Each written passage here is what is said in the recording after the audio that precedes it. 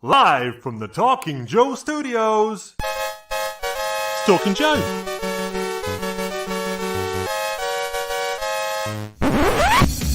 Talking Joe is on the air.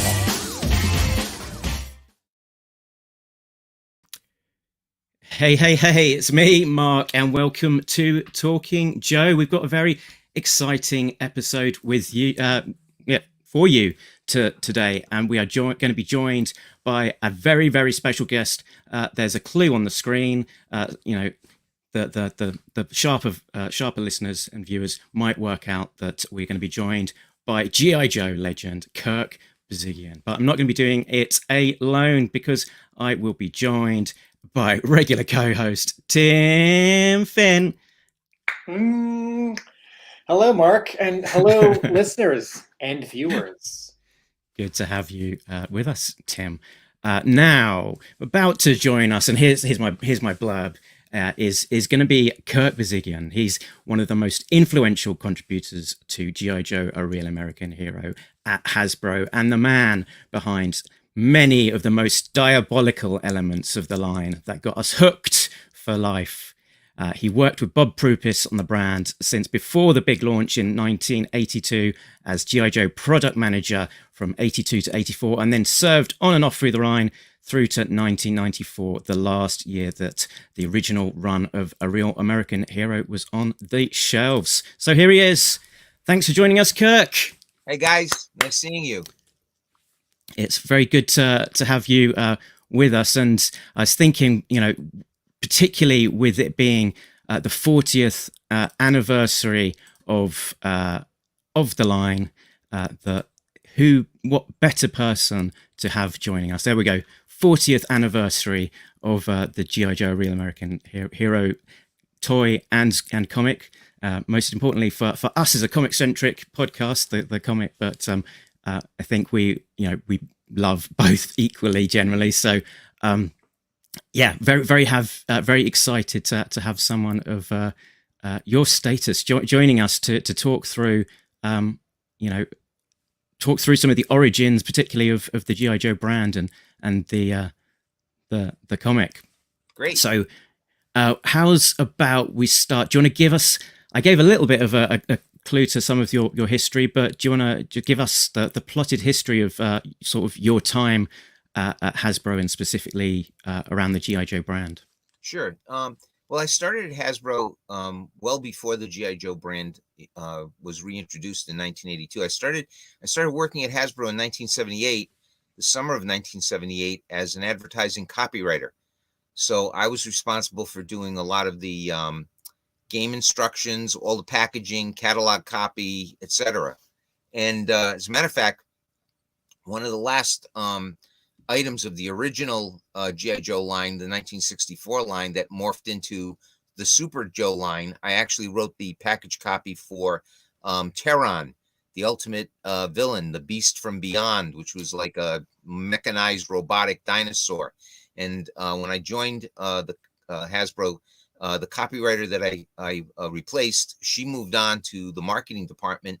And that was my very first project. My very first day at Hasbro was to complete that package and write the instructions for that.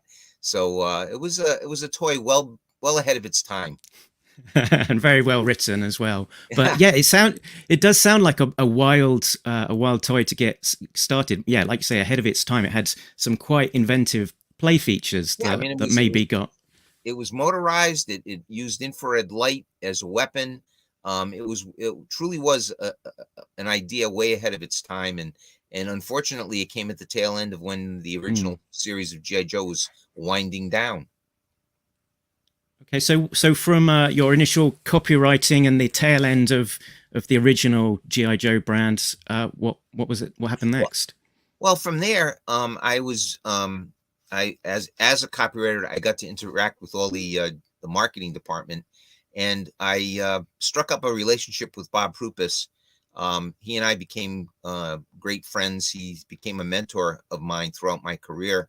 And Bob was a former toy buyer. He had worked at a retailer called Two Guys, which was a discount retailer in the Middle Atlantic states here in the U.S. And he understood the success of the original G.I. Joe line, and he was always lobbying. He had joined Hasbro in 78, right after Toy Fair of 78, so about 4 or 5 months before I joined. And he was always lobbying once he got there to try to have a way to return G.I. Joe to the Hasbro line. And his original plan was to just simply redo the 12-inch line. And he asked me, as a copywriter, he asked me to help put together a sales presentation that he could take on a trip to Sears. Sears at the time was the largest retailer here in the United States. Believe it or not, they were bigger than Walmart. And I know that the Sears catalog sort of lives on in legend. yes, and so Bob knew the buyers there, and he asked me to put together a presentation, and this was before the era of PowerPoint. So we put together art boards, and I wrote him a script, and he took it out to Sears and came back 3 days later with his tail between his legs because Sears said no way. The line had just been had been so awful in the declining years of 76, 77, and 78 that they felt it was just too soon to reintroduce. So we kind of backburnered it, but that relationship that I struck up with Bob eventually led to him hiring me as a product manager to join the marketing department and work directly under him. And I started doing that in 1980. Very good. And so Bob, he was I guess what is the metaphor? Is it a sort of a dog with something in his teeth that wouldn't let go? The G.I. Joe brand, he wouldn't leave it there. To him, no meant maybe. If somebody told him no, it just meant maybe. So each no just gets you closer to the yes, right? Exactly. So we would revisit how to reintroduce G.I. Joe several different times between 1980 and 1981, which is when we actually got the go-ahead to work on it. And the big impetus, I believe, was the Olympics, the 1980 Olympics.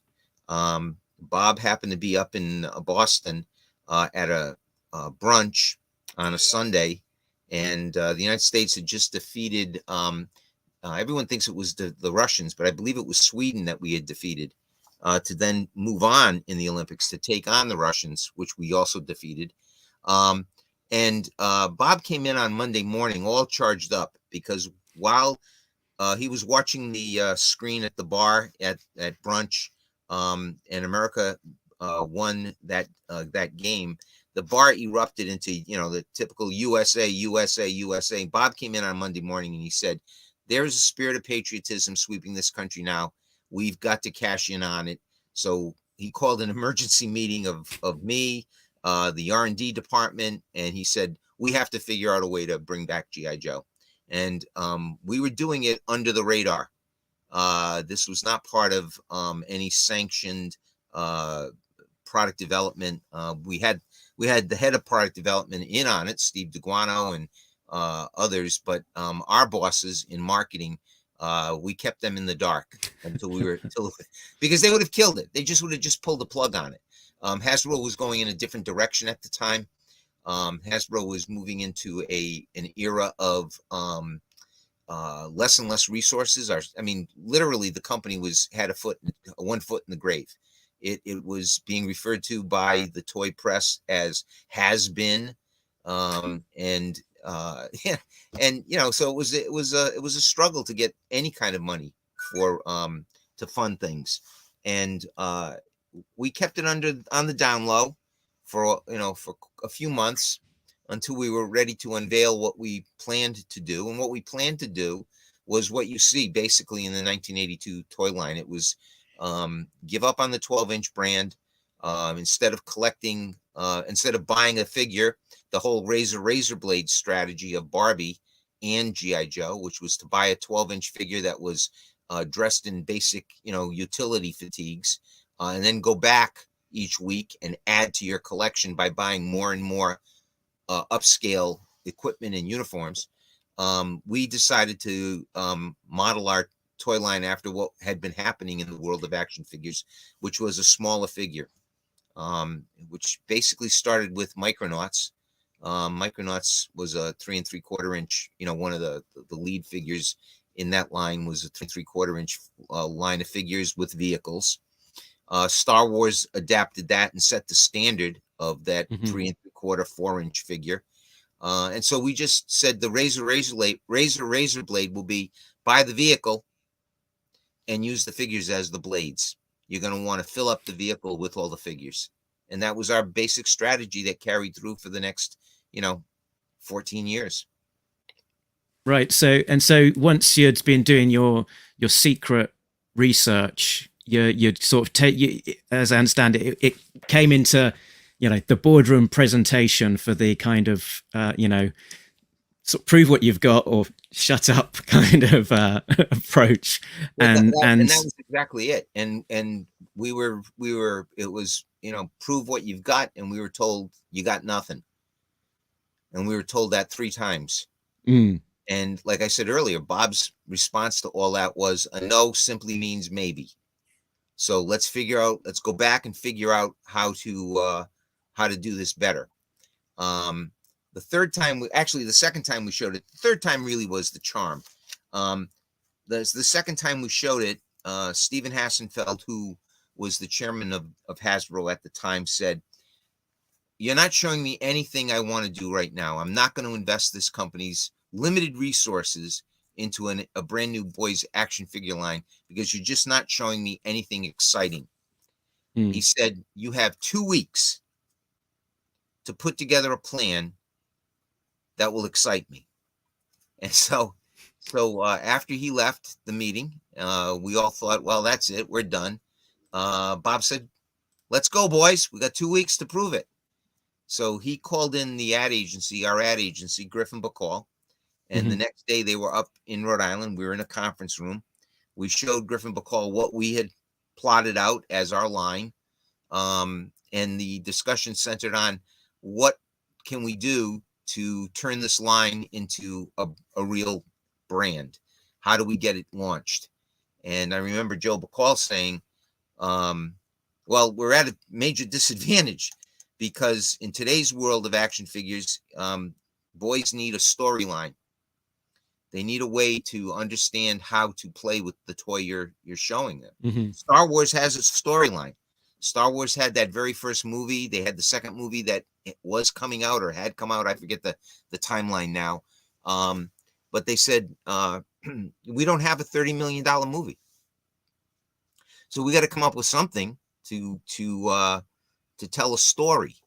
And so that's what we spent the afternoon brainstorming. And what the brainstorm eventually led to, being the youngest person in the room at the time, believe it or not, I was busy collecting comic books. I had been collecting comic books since I was about 9 or 10 years old. And so I was collecting comic books and to some degree baseball trading cards. And just off the top of my head, I said, why don't we think about baseball trading cards? Why don't we think about including on every package a baseball trading card, which eventually led to the file cards. So that, that was an idea that, certainly was easy to do. And then the discussion, I remember Tom Griffin saying, well, yeah, that's great, but it's still not going to tell the story. We need something to tell the story. So again, thinking back to what I did as a kid, I read comic books. I said, why don't we plan to put together a comic book? And what I had in the back of my mind, what I had remembered and what I had thought about was, when G.I. Joe first came out, I believe it was the second year, DC Comics did a 2 or 3 issue series of G.I. Joe comic books. I happen to have one of them in my collection. I mean, I remember buying an issue of it, and I which I still have. I still have that issue of that comic book. And I think that was part of the process of my making a suggestion that Yeah, I don't have that issue. That's maybe issue 1. I think I have the second issue of that comic. Let me see if I have it. I think I pulled it out for today. Give me a sec. Yeah, the slide is got that original Joe Hubert art from the DC Comics version of G.I. Joe, Yeah. and I've also included on there some of the Sergeant Savage Joe Hubert as well as a bit of a segue, because I know that you've said before that that kind of Joe Hubert would have been the artist that you would have loved to have returned to the Marvel book if you could have. You could have had him. Yeah, I mean, to me, there is no one better than Joe Hubert. With the I'll modify that. I think Russ Heath would be my second choice. But I don't know if you guys can see this, but this is. Let me just maximize that. So this is cool. this is my issue. My copy of my comic book, which was the G.I. Joe. It's part of the Showcase series of comics. So this is issue 54, but it was the second issue, I believe, of it says it right there. I'm sorry, right there in the top. It says second Blazing Battle book. And for context, we can remind our viewers and listeners that the 60s G.I. Joe, there were no names, there was no story associated directly with the toy. Correct. There were no code names. There were just military roles. There were just uniforms that belonged to branches and types. And so this comic book was a tie-in, but it was an indirect one. It doesn't say Hasbro anywhere on it. And no. And the two things. Yeah, and it was a series of stories, Air Force, sailor, Marine, and soldier, which were the 4 branches of the service that was represented by G.I. Joe. So it's kind of an anthology series. And not that different from other war comics that were being published in the era. The difference here is the name. That is the tie-in. Yes. Because there was another comic by Joe Hubert as well called G.I. Combat. Yes. Well, Hubert did the covers for a lot of DC comics. I mean, he was a wizard at coming up with cover ideas. There were other artists that did the inside work. So I'm always disappointed when I go to a show and I pick up a cover with Hubert on the cover of a Sergeant Rock, and when I end up getting it home after I open up the little cellophane sleeve, and it's Jerry Grandinetti who did the art. It's like so disappointed. But I just noticed too that this copy that I have of this G.I. Joe, I have it autographed by Joe. Oh, wow. When we did Sergeant Savage, and I decided to contact Joe to see if he'd help contribute to it. When at our very first meeting, I took this copy of the comic book, and he autographed it to me. He says, cool. September 8th, 1993, to Kirk, with best regards, Joe Hubert. So it's kind of cool. Yeah, we're jumping ahead in history, but that must have been sort of a cool fanboy moment of your childhood kind of favorite artist sort of coming to collaborate on the line with you. Yes. So Kirk, it's 1981, and you're in your 20s, and you've got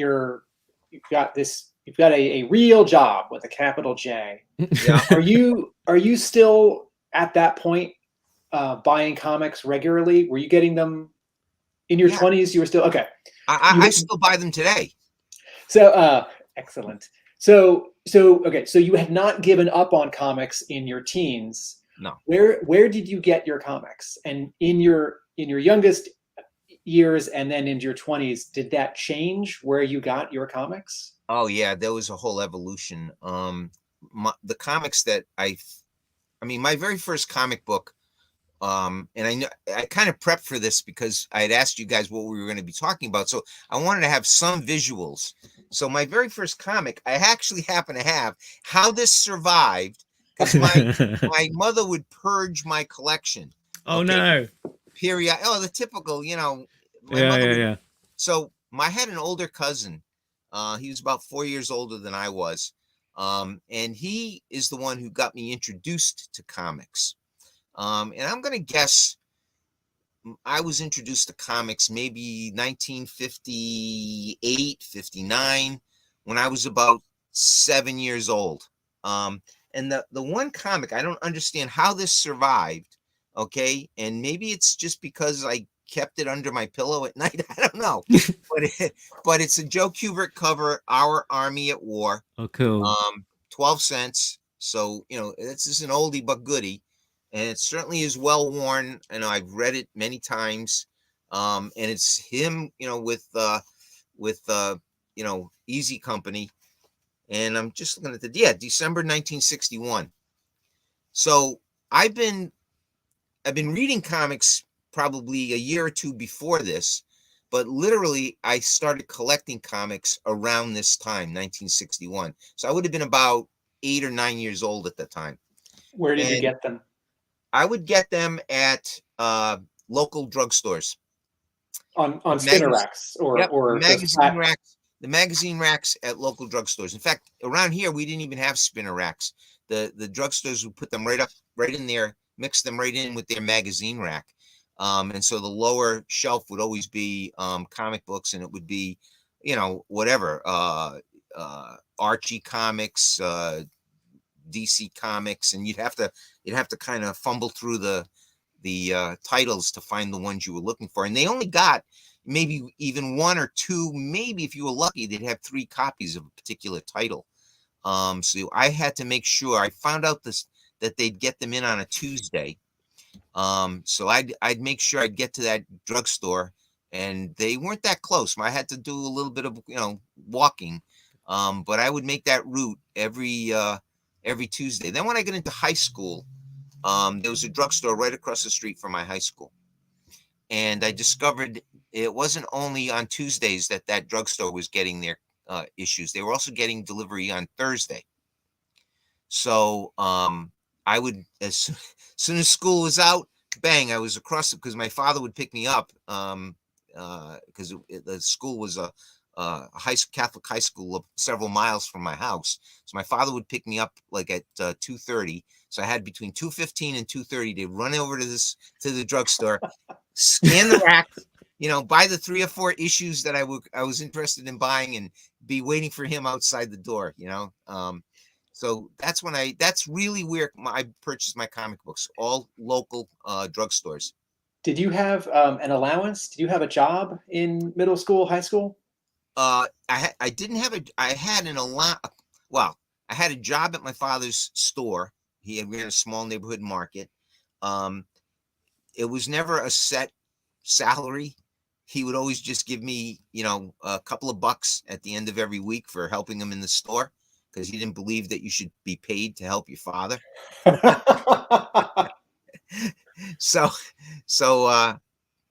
he was a great dad. He's still around, and he's still a great dad. And anything I ever wanted, if I could make the case for it, and at first he didn't like the idea of comic books, but then he and my mom both recognized that, hey, at least he's reading something. And so comic books led to, me collecting paperback, science fiction and fantasy, and then obviously reading good literature. But model kits, my father had model kits in his store. He sold model kits in the store. That's given me I have 2 lifelong passions: collecting comic books and building model kits. And, both were enthusiastically endorsed by both my mother and father. So if anything I wanted, I didn't get an allowance, but if I wanted a model kit and we happened to be out shopping, okay, go buy it. You helped in the store this week. You cut our lawn, your grandmother's lawn, no problem here. So that's how I was paid. So in the early 60s, right, we know that the Marvel Universe, the modern Marvel Universe, shows up in 61 and evolves over the next couple of years. And the innovations there are that the creators are credited at the beginning of the story, right? Yep. The Yep. creators were not credited in all those DC comics. Nope. The characters were more relatable, and it was the real world. It wasn't these fictionalized cities as templates for real cities, and the characters had complexity and difficulty that a Superman or a Wonder Woman wouldn't have. So if you started reading comics before the Marvel age, and I know that you are a Marvel guy, can you Right. talk about getting to know the early Marvel universe and what it did for you? Yeah, well, that's another great story, and that comes back to the Purge, the first of the comic book purge. uh like I say, my older cousin introduced me to comics, and those were primarily DC, Superman, Batman, and then all the war comics, Star Spangled War Stories, Our Fighting Forces, GI Combat. But my favorite was always Sergeant Rock, because those others were mostly anthology series. There were no central heroes until later on. The Haunted Tank took over GI Combat, but Rock was the first. I'm not a comic book historian. I just happen to be a comic book fan. Rock, I believe, was like the first war comic continuous storyline hero, and I kind of always gravitated to storylines and the characters, etc., getting to know the characters. In 61, so I guess I would have been 9 years old. A cousin of mine, my peer, I was visiting his house one Sunday, and in the summer we'd visit almost every Sunday. Either they'd come over to our house, we'd go over there to his house, and he had a comic book that just blew my mind, and it was Fantastic Four, and it was like, oh my gosh, this is so different than anything, because up to then I was reading, and I hated them, but they were things to read, the Marvel monster books, the Fin Fang Foom era of Marvel comics. And then occasionally, and though I wasn't a fan, I'd read Marvel Westerns, Kid Colt and Rawhide Kid. I'm more of a fan today because, maybe it's, you get older and you start looking at nostalgia. My wife thinks I'm losing my mind because every Saturday I put on the TV and I'm watching one of the channels that's showing old Westerns. So, I look at the stories that I watched as a kid, and I've started buying the collections of Kid Colt and Rawhide Kid to kind of just reread the things that I missed. To be quite honest, I don't think I missed much. I look at the artwork and I look at the stories and I just say, wow, this is, even the Kirby artwork, I just say is so simplistic, and the stories are so simplistic. But Fantastic Four was something different, and I knew it was something different. And I asked my cousin, I said, Snip, his nickname was Snip. He said, Snip, can I have this? And he said, sure, I'm done reading it. And that began my quote collection of Marvel comics. Well, I had collected, remember, I'm only about 9-10 years old at the time, so I don't have a lot of allowance. The only time I'm going to get a comic book is if I happen to, walk to the drugstore with my mom, or my dad takes me to somewhere and there are comic books for sale. So my collecting comic books at this time is very sporadic. It's not until I'm about, I guess, 12, going on to 13, I think 12, where I discover that comic books aren't just these occasional books that appear at a drugstore. They're there every week, and new titles come out every week. So I started collecting Fantastic Four seriously around issue 27 or 28. And I believe I have almost the complete run. I'm sure I'm missing a dozen issues because of couldn't find them. When I went away to grad school up at Syracuse, that was a hell of a time trying to find anybody who sold comic books up at Syracuse, New York, believe it or not. So it was tough. So I'm sure I'm missing a few issues. I started collecting Spider-Man with issue, I'm going to guess around issue 30, 31. I started collecting Spider-Man. And I had a lot of those early issues until my mom purged my collection the first time. And that would have been about 1964, 65, somewhere in there. She gave them all to another younger cousin. She figured I wasn't reading them. I'm getting older now. I'm heading into high school. He doesn't read comedies. They call them, my parents call them funny books. He's not reading funny books anymore. And I was heartbroken. I told my mother, I said, you just gave away, down the road, Mom, you just gave away a complete fortune. And she said, what do you mean? I said, Mom, someday these things are going to be worth money. I said, I don't know what they're going to be worth, but someday they're going to be worth money.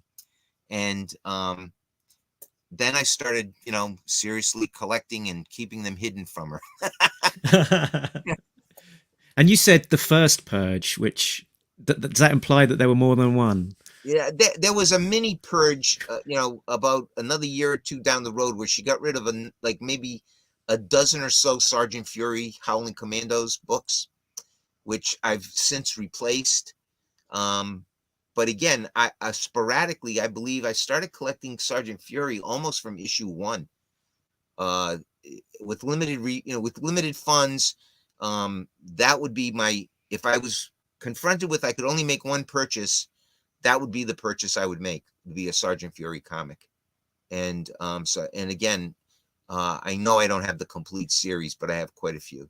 Is it Sergeant Fury because that is the best of both worlds? It is a war book, although much less of a war book and more of an action book, but it is a Marvel book. So it's got that dynamic art and that big storytelling. It's not the DC books were staid. They were, yes, they were calm. Absolutely, Tim, absolutely. There was something exciting about Sergeant Fury. I think even just the storylines, the interaction between the different characters, there was something magical about those comics that DC just didn't have. And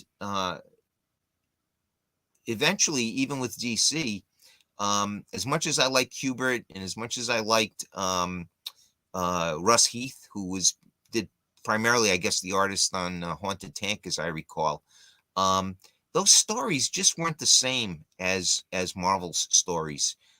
To be honest, as I look at them now, they're probably a little better written. They're probably more adult, if I can put that in quotes, the way they're written and scripted. I think Kanigher is an incredible, writer, but they didn't have the humor. They didn't have the interpersonal relationships. They didn't have the outlandish villains that were in Sergeant Fury. So and then of course the way Marvel brought Fury into the future, right up to our present day, and the way they even took Baron von Strucker from World War II and brought him up into Cobra, Hydra. It was like there was just something about those Marvel comics that struck a chord with me. To this day, I gravitate to Marvel, and I know I have friends who are big Batman fans. I never got it. Occasionally when Neil Adams was drawing Batman, I collected, but once he stopped drawing Batman, I don't bother with Batman anymore. I've never been a Superman fan. I would read Superman occasionally, and I'm sure I probably have 40 or 50, copies of, old Superman, because either there was nothing else to read and I bought them, or friends gave them to me or something. But no, I've always been a Marvel fan from day one. So getting back to the connection between how did this make, because I'm anticipating your next question. Yeah. How did this all lead to what happened in the meeting?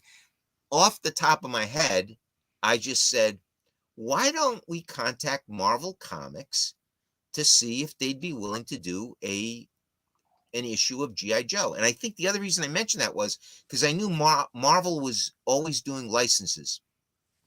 They had just done ROM Space Knight for Milton Bradley, or with Milton Bradley, for their that electronic robot action figure.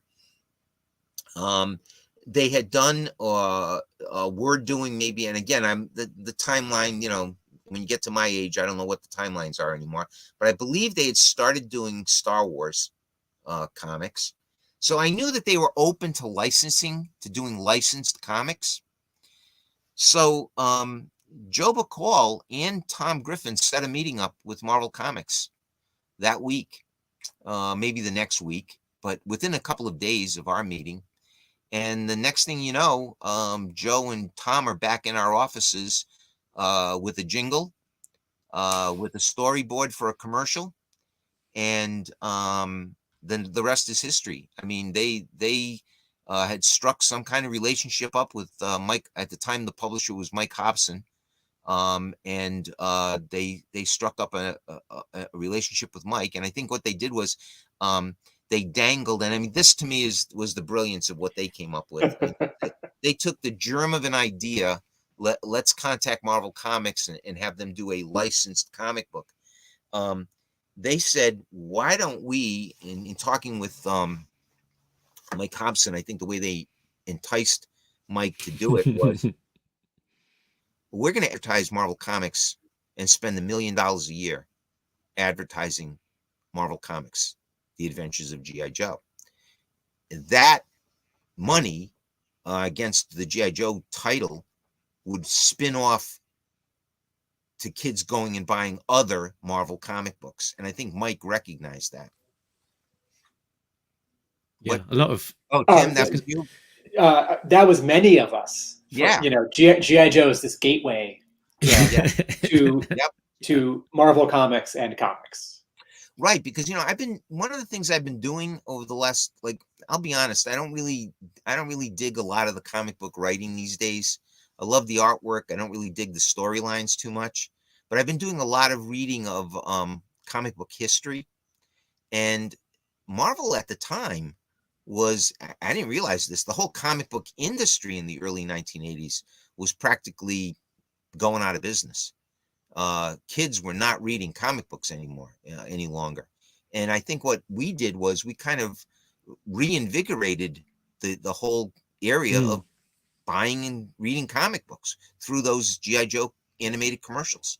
So what Joe's brilliant idea is, hey, we don't have $20 million or $30 million to spend on a movie, but we can reach those kids with an animated TV commercial that's going to get them excited. And so he developed a 60-second animated TV commercial that we then chopped up to be the lead of the animation for all of our commercials that year in 1982. The jingle that we heard in that room was basically the jingle that has been played throughout the 80s. It was the same music, the same singers. Oh, wow. I'm sure they tweaked it a little bit once we decided to go into production, because that jingle and those singers were probably brought in or done at a studio after they had already been working on something else. And I think Joe got it done as a favor, you know, really seriously. I mean, those were his kind of connections, and it just blew us away. I mean, that music blew us away. And so we set a meeting up with Stephen Hassenfeld, the man who had rejected us twice before. And it was a dramatic moment in the way we handled it. We brought him into our conference room. We were all sitting around the table. We dimmed the lights. Joe Bacall came out from the side room with a book in his hand, a red hardcover book. Didn't have a comic book at the time. He came out with a red hardcovered book, and he started talking to Stephen. He said, you know, we don't have $20 million to spend on a movie. We don't have a TV series. But what we're going to do is we're going to spend money on a fully animated commercial to sell the G.I. Joe, the book. He didn't even say a comic book. He called it G.I. Joe, the book. And he held up this, red covered book. And then the lights completely went down. And all you heard was the jingle. G.I. Joe! And I mean, Stephen was blown away. When the lights came back up, and I tell this story all the time, when the lights had come back up, Stephen was standing up. He had stood up from the table, and he was leaning against the wall in the room, completely emotionally drained. And he said, I have to go visit my father. Now, his father was the former chairman of Hasbro. He said, I have to go visit my father and tell him we're bringing G.I. Joe back. And he just left the room. That was his go-ahead to us. I'm going to visit my father and tell him we're bringing G.I. Joe back.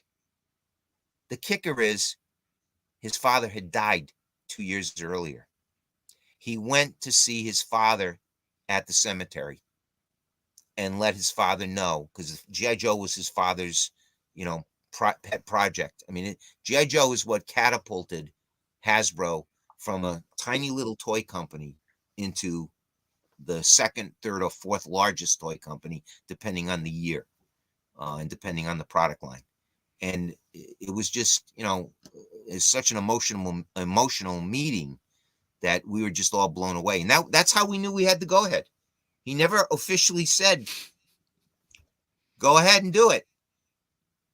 So we just moved ahead right after that. We didn't let him come back and say no. We'll take that as a yeah. Yeah. So, all right. So, go, Mark. Go ahead. I was just going to share on the screen these marker comp studies that you've shared before, Kirk. Yeah, it was the trick. Have them up here behind me. Yep. And those were the studies taken into that meeting. Is that right? No. Those were done after we had made the deal with Marvel. And those were done. Let me think now. So this would have been 81 is when we would have gotten the go ahead. It would have been March, around this time of 81, March, April of 81. Takes a year to develop the toy line. Those were probably done about 8 or 9 months later, when we had been meeting with Marvel. Larry Hama started work on fleshing out our characters, file cards, etc. And these covers were done in preparation for one of our first presentations to Toys R Us.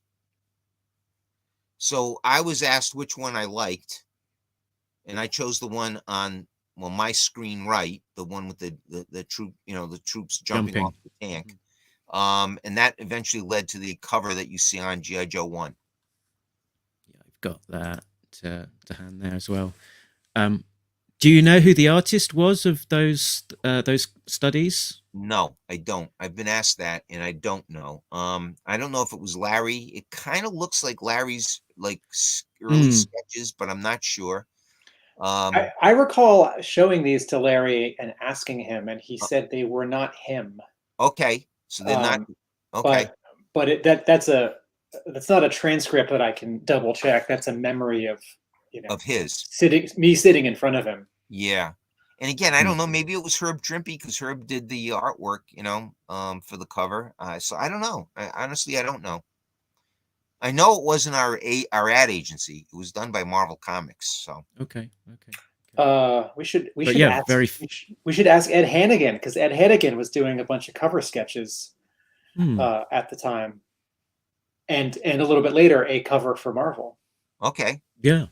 I phrased that like we know him. Someone, preferably Mark and I, should pose that question to Mr. Ed Hannigan. Okay. I'd be interested in the answer.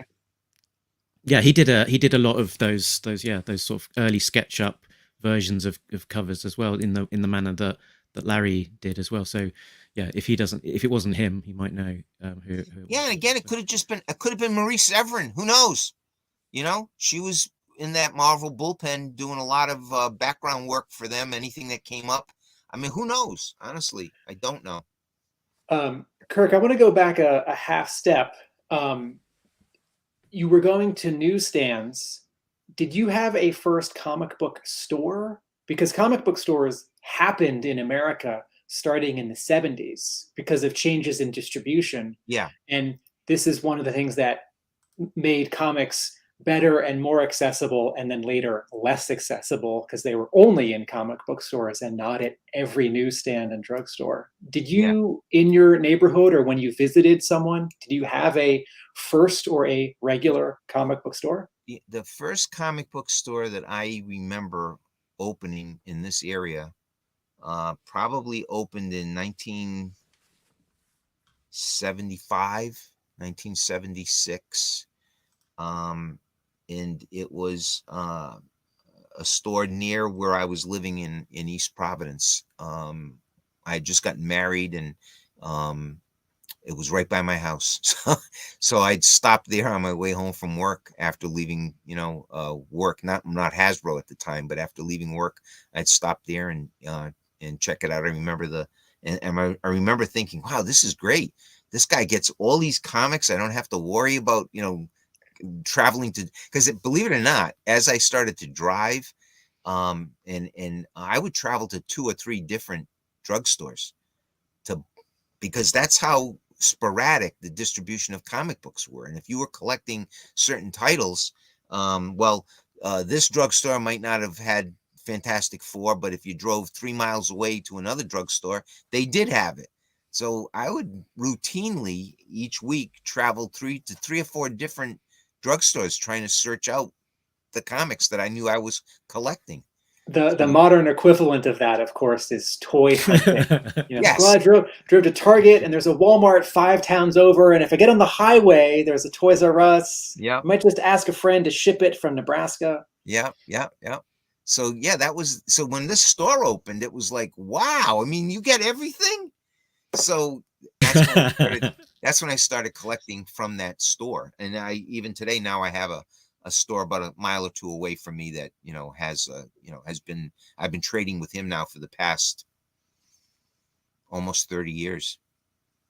And I guess G.I. Joe issue 1 was a bit of a landmark sort of issue in some ways in terms of recognizing that emerging direct market and the comic stores, because there was 2 versions published with one with the I think a barcode and one with Spider-Man's faces. That right too?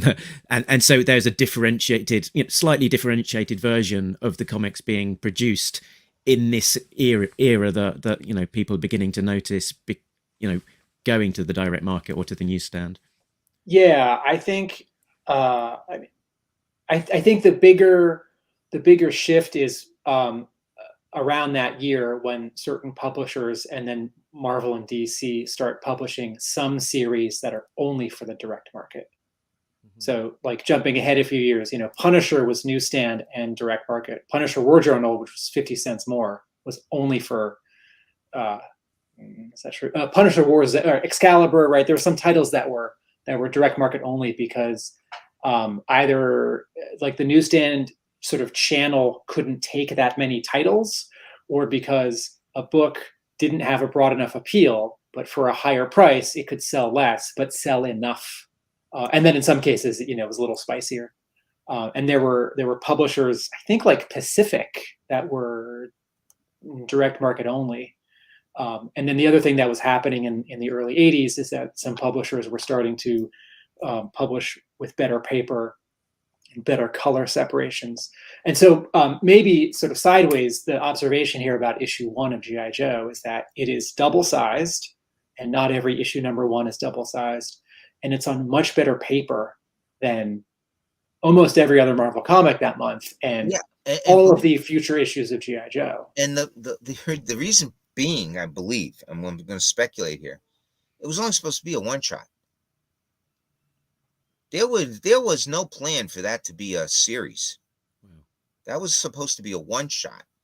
And because of the advertising, the initial takeaway on that comic book, I mean, Marvel was quickly back in the offices churning out 2, 3, 4. The next thing we know, it's a series. I was completely stunned when I got a letter from Mike Hobson telling me that we're moving forward with the G.I. Joe series. I mean, that was that was great, you know. But so was the initial contract, was the deal for a one shot and it had like a back door to go monthly, or was there a second deal to make this a again, monthly? I don't know that. I wouldn't have been involved in that. Right. Bob might have been, or not. I mean, that might have just been something the Hasbro lawyers were talking to the Marvel lawyers. And remember, Right. back then, everything was a little more friendly. You know, things weren't as corporate as they are today. Right, right. So There were contracts, but sometimes they were a little slower, or yeah, and not every I was dotted. yeah, it could have been a phone call that Mike Hobson made to Steve Schwartz, our VP of marketing, to say, hey, you know, this book is selling great. We'd like to do, you know, make it into a 6-issue series. And I'm sure Steve said, go for it. And maybe there was never even a contract. You know, we'll just rely on what you guys promised us from issue 1. So In terms of a comparison, right? So the Star Wars comic had been running for 5 years by now, and you know, the first 7 issues of that adapt Star Wars, the movie, A New Hope, and Marvel was doing some movie adaptations. I don't offhand know how many were happening. 2001. I remember they did 2001. Right, right. And then I know there are a bunch that come after G.I. Joe, like the second Indiana Jones and Howard the Duck and Dune. And so Marvel did publish some, you know, one-off comics. But in terms of Marvel's sort of tie-in books, you know, Star Wars was a monthly and ROM was a monthly, and so I can see where maybe this is just a guess, maybe from the very beginning, Marvel said, sure, we'll do a one shot. We're obviously going to think about doing a monthly, obviously. Yeah. And, you know, we can remember that, you know, Herb Trimpe drew issue 1, but didn't draw issue 2. So in terms of, you know, either it was double sized and I'm sure he was fast enough. He could have done issue 2 had the scheduling worked out, but or he was doing 6 and 7 were going to be published as 2 and 3, right? Is that, Mark, is that the delay because of the yes, there was delays because the of October Guard swap? But you know, what's the cover price on issues 2 through 10 or 20 of G.I. Joe? Issue number 1 is really expensive. That was a commitment. Mm-hmm. That was almost as much as a figure. And it does read as it's self-contained. It's like almost a one and done. Yeah, It's very self-contained. That was the plan. It was to be a one shot, you know. And I think Larry sort of said something along the lines of, you know, he threw everything at that issue, and then when it found out that there was more, he was like, how am I gonna follow that up with it? Yeah. And he managed to, because issue 2 is really good. Yeah, it is. Yeah. So I'm thinking about sort of some of those sort of early interactions between Marvel and Hasbro, and how that sort of the two fed into one another. I know that, you know, very famously, it was Marvel that suggested the idea of Cobra, and I was telling my son this story that it was one of the editors, was it Tim? Archie Goodwin. Was it Archie Goodwin? Maybe Archie suggested. Goodwin, yeah. And I was telling my son this story, and he was like, "No, that can't have happened." Was that his first suggestion, or was there like a list of 10 other baddies that he came up with first before they settled on Cobra? To hear Larry Hama tell the story, Archie Goodwin sort of rattled it off, and that was the first thing. But the half of that anecdote that we're skipping, that I think Kirk can speak to here, is you need some bad guys. What are they going to do if there aren't bad guys? And Kirk, I believe you have told me, it's like, no, kids are going to have G.I. Joe toys fight other toys. We thought G.I. Joe would kick Star Wars figures' ass. That was our plan. That's how we felt, you know, kids played with. We see, again, it was a simpler time, and nobody in the toy industry felt that you'd be able to sell two things: bad guys and girls. Can't do it. Boys are not going to buy the bad guys, and they're not going to buy the girls. And so, I mean, that was the old paradigm, right? Well, we're still operating under that old paradigm. We're going to make G.I. Joe figures. They're going to fight everything else in the toy box until we get the word back from Marvel and Larry and Archie saying, well, wait a minute. Are they just going to march around and parade? Or who are they going to fight? So they came up with, quite literally, the best evil organization outside of Hydra, and that's Cobra. And no one can tell me that Cobra isn't a branch of Hydra. I believe it is. We're so sort of submerged in this story mode of good versus evil. Star Wars, Ninja Turtles, Transformers, RoboCop, like Pirates of the Caribbean. There are all these movies, there are all these toy lines, there are all these franchises, and it feels very foreign and strange to imagine a version of G.I. Joe. But I think about toy lines that don't have a good versus evil storyline. Matchbox and Hot Wheels and Army Gear. Remember there was these like guns that folded into transforming play sets with and there was no story. The characters didn't have names, and there were no like bad guy guns that turned into bad guy bases. And I didn't even remember what they were, but it was the size of a deck of cards.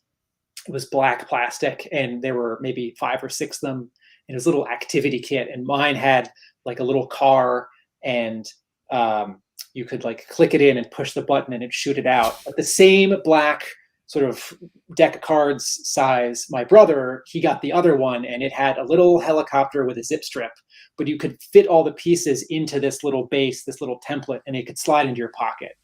And there were no characters, there were no men or women, there were no stories, there were no names, there were no bad guys. And so, and of course, right, in 1964, G.I. Joe had no bad guys. So if we're trying to imagine this world without Cobra, this, like, what was Hasbro thinking? It's crazy to think now. And it was crazy for Marvel. Like, that's crazy, don't do that. But not crazy for Hasbro to think that way in 1981. Right. So, and Yeah, so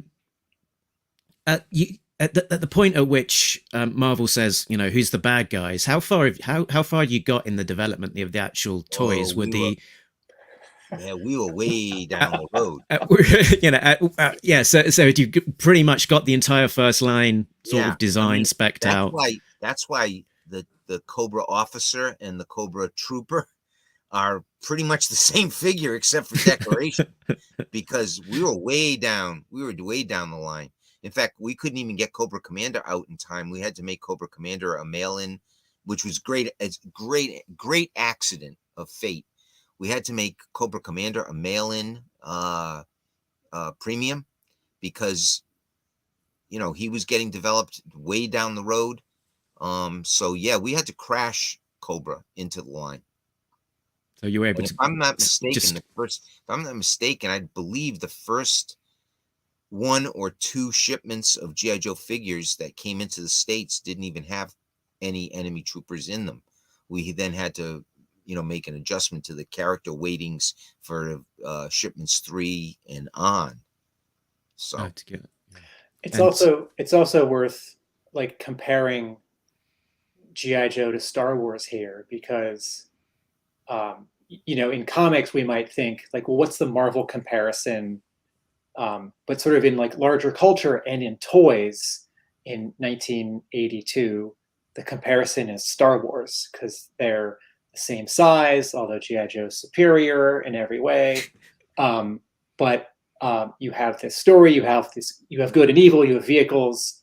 The packaging is like relatively similar. It's not like in Japan where you have a little character in a small box. And I can imagine that both at Hasbro, I also know that both at Hasbro and at Griffin Bacall,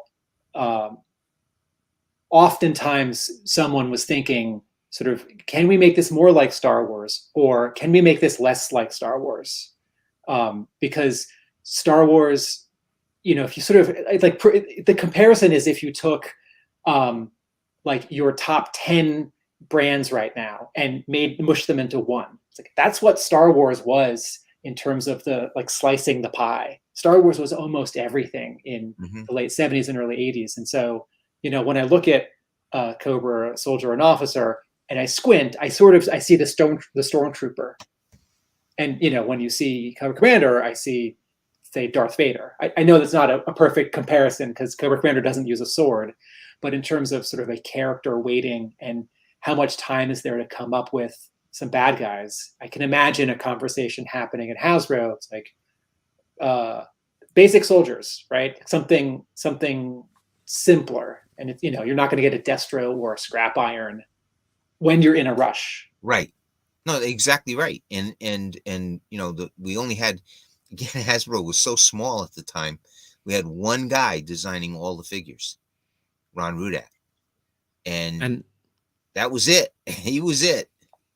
And against that squeeze, Ron somehow designed the perfect logo in terms of the Cobra logo. How exactly? How does that happen, right? The company, when you a comparison here that I make is Walt Disney Productions in the 30s, before Snow White and the Seven Dwarfs is released, and after. Before, the animators had access to Walt Disney. Everyone had access to Walt Disney. Yeah. And the studio was good, but it wasn't amazing as a physical space. And that first feature film that the company made so much money that Disney had designed and built this brand new animation studio building.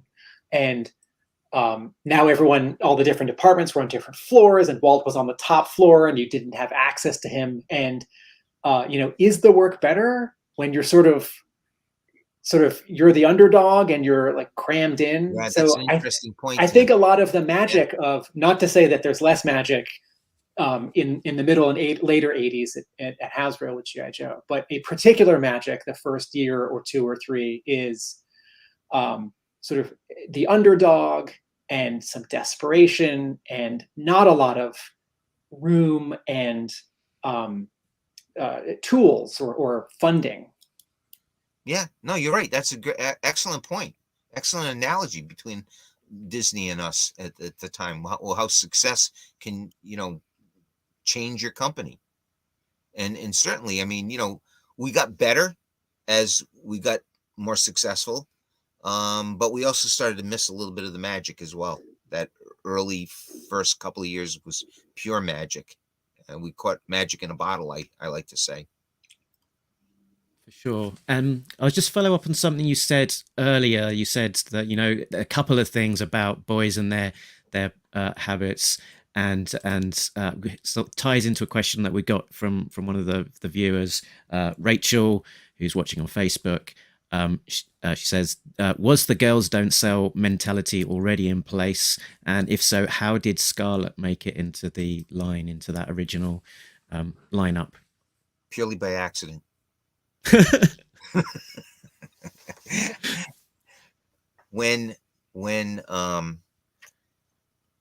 When Griffin Bacall made the proposal for the comic book and to do the comic book animation, I think in the back of their mind was, we're going to develop a TV series. In order for a TV series to be successful, it has to have appeal to both boys and girls. So when you put the series on TV, and again, we're talking 40 years ago, okay? I'm not saying this is the mentality today, okay? But 40 years ago, a little girl would watch a TV series with her brother if there was a girl in it. It didn't matter to a little boy. If there was a boy and a little girl in a show directed at girls, that boy would never watch that TV series. Okay. But the opposite is true for a little girl. They would sit with their brother and watch it. So Scarlet was, I'm not going to say it was the brainchild of Joe Bacall. I believe Scarlet was the brainchild of Ron, because Ron loved to draw pinups. And Scarlet was a way of him having an opportunity to draw pinups and sneak a female into the line. And I think we all fell in love with Scarlet. But we said we're never going to make her until we were kind of convinced the logic that Joe Bacall and Tom Griffin talked to us about, that if we ever move forward and this does become a TV series, we're going to need a girl in the quotes in the line. Mhm. And so Scarlet was there from the very beginning, but she was weighted 2 pieces per 24 pack. Oh, right. Yeah, 2 pieces. I had a discussion on Facebook on this the other day. She was, while other characters were weighted 6 and 8, Scarlet was 2. And even weighted at 2, she was still a peg warmer in those early days. Now, why is Scarlet so popular today? Because we've all grown up, right? We've all grown up and we've got money to spend. But if you're an 8 or 9 or 10-year-old boy, the last figure you're going to buy is a girl. I'm sorry. That's a fact of life. Tim? When He-Man was on, I watched He-Man, and when She-Ra was on, and Bo was there and He-Man showed up once or twice, I did not watch it. Also, that show was boring and I was now a year older. Yeah. And then similarly, my brother and I, we did have Scarlet, but we sort of didn't know how to play with that figure. Yeah. I mean, it's so, but today she's part of the line. Older collectors want her as part of the line to complete the line. When you look at the newer versions of her, the sculpt. I look at the sculpting that we got away with in 82, 83, even into the 90s, and I say to myself, how did we ever get away with some of these? This sculpting and these details sucks. She was prettier in the comic for sure. Oh, absolutely. On the plastic. But yeah, it's the value. Now that I've offended half the audience, Some of the we got. Go for it. I was going to say we got a comment there from Kyle. As a kid, my sisters read my G.I. Joe comics because of Scarlet, and still have a love for Scarlet, Snake Eyes, and Storm Shadow today. So yeah, I think. Oh, yeah. You're right. And that was the brilliance too of how Larry created the love triangle, right, in the comic book. Mm-hmm. So you've got Scarlet, Duke, and Snake Eyes, and that again goes back to my love of Marvel Comics. Is that kind of relationship you never would have found in DC, but you find that in a Marvel comic. You find that kind of love triangle going on all the time, whether it's Spider-Man and Mary Jane Watson and Gwen Stacy. It's part of the realism of their comics. Some of the nudging or urging about adding a female character to the line would have definitely come from Marvel as well, because if Hasbro had said, here are the 9 men, or here are the 13 men that make up this book, Marvel would have, and certainly did, say, well, there has to be a woman in here, because we don't, the same thing about TV. We don't publish teen books that are just men. And I'm certain that if somehow Hasbro had pushed back and said, no, maybe we can revisit it for year 2, no women in this toy line, I'm certain that in that first year, the comic would have invented a woman anyway for the team. Yeah, I think you're right, Tim. But the thing is, we had her. I mean, Ron Rudat had created her, and she was there from the very beginning. We didn't have to rush her into tooling or anything. She was there. We just knew she was not gonna be as popular as any of the other guys. But did this change at all over the years? Because every year or so, another female figure, and then some villain female figures. Did the weighting start to change? Did the toy selling success of female figures start to change by 87, 88? You know, Nope. Jinx. Nope. Okay. Nope. They were always, if we could have gotten away with weighting them as one, we probably would have, but Alan Hassenfeld wouldn't let us because it screws up your factory. So in terms of how they manufacture. So no one could ever explain that logic to me, but he would insist that we could never have a onesie figure in any box. So we always had to pack any character that we thought would not sell in. And it wasn't just females. There were other male characters that just didn't have the same, zip or pizzazz or dynamism. We packed them less. Okay. Maybe as we moved along later in the early, like the late 80s, maybe Jinx might have been packed 3,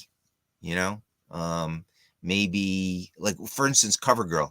And again, I think the reason for doing the females was Ron liked to draw females, and he'd come up with, some great looking female that would capture our attention, and we'd say, yeah, that looks great. Now, the translation into plastic was never the same, but the illustrations were always cool. But CoverGirl was never part of the figure line. She was sold with a vehicle. The Baroness. I think the Baroness, we might have weighted her a little more, but again, maybe 3. I can't see us going more than 4 pieces. And that was just because she had become such an integral part of the storyline that all of a sudden we started weighting her more. And I think the second or third versions of Scarlet, we might have weighted a little more because she had become such an integral part of the storyline. But early on, the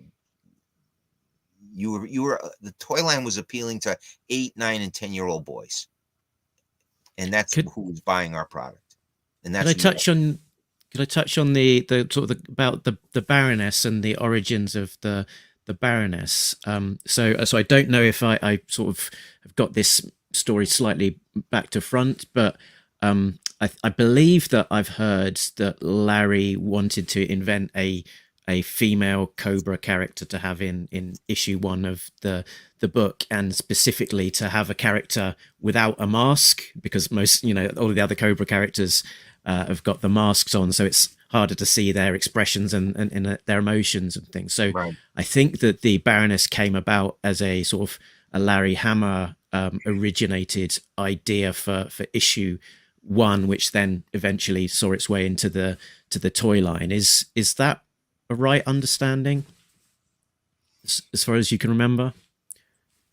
Because what I'll share something on screen as well. What I noticed, here we go, is that in the early issues, sort of you could look at the small print at the very front of the book, and you could see all of the names of like the copy, the characters that have official toys to come, because they're in those capital letters attached to them, and all of the secondary characters that were just made up for the comic book typically they wouldn't have that, like the likes of Quinn and Dr. Venom and so on.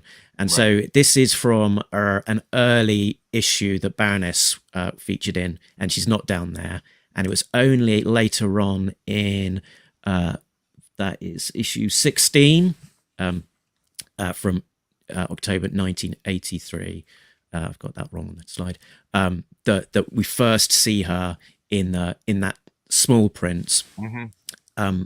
So I wondered if you had any recollections on that. And my only recollection my only recollection is that Ron would have created the Baroness, and not Larry. And I'll explain a simple reason why. Because there was some kind of crazy, going back to contracts, there was some kind of crazy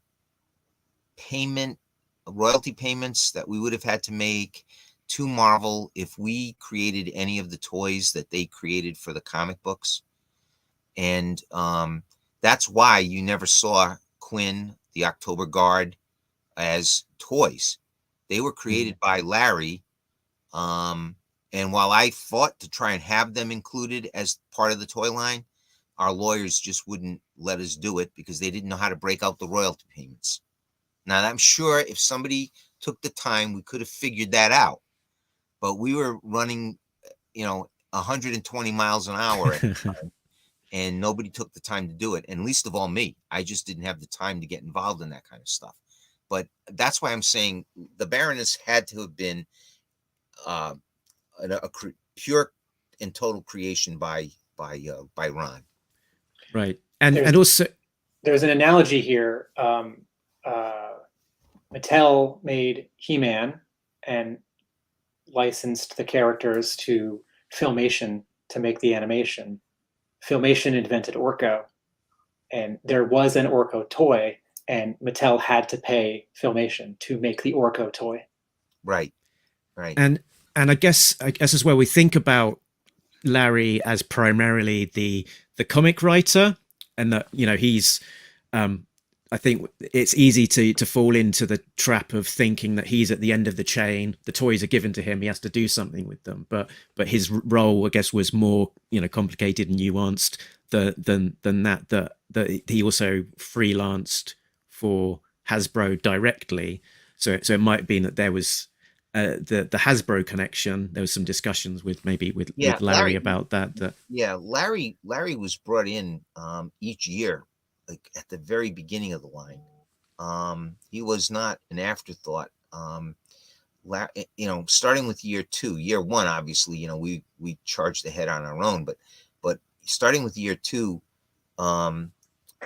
Larry was brought into one of our very first line presentations, where we would, show him all the character sketches, all the vehicles.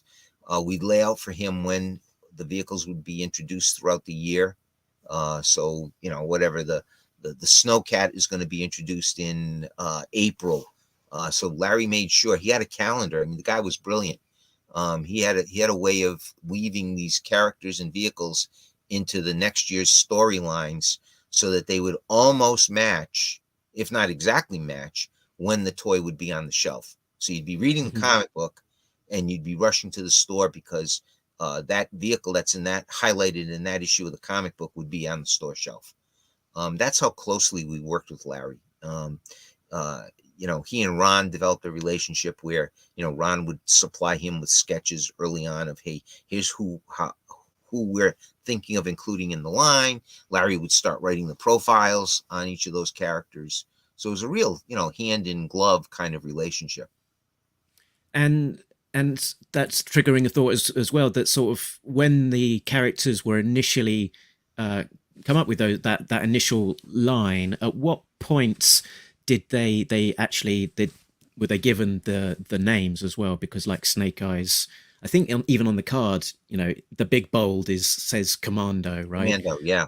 So at what point did they move from being primarily a specialization as their character to being a name?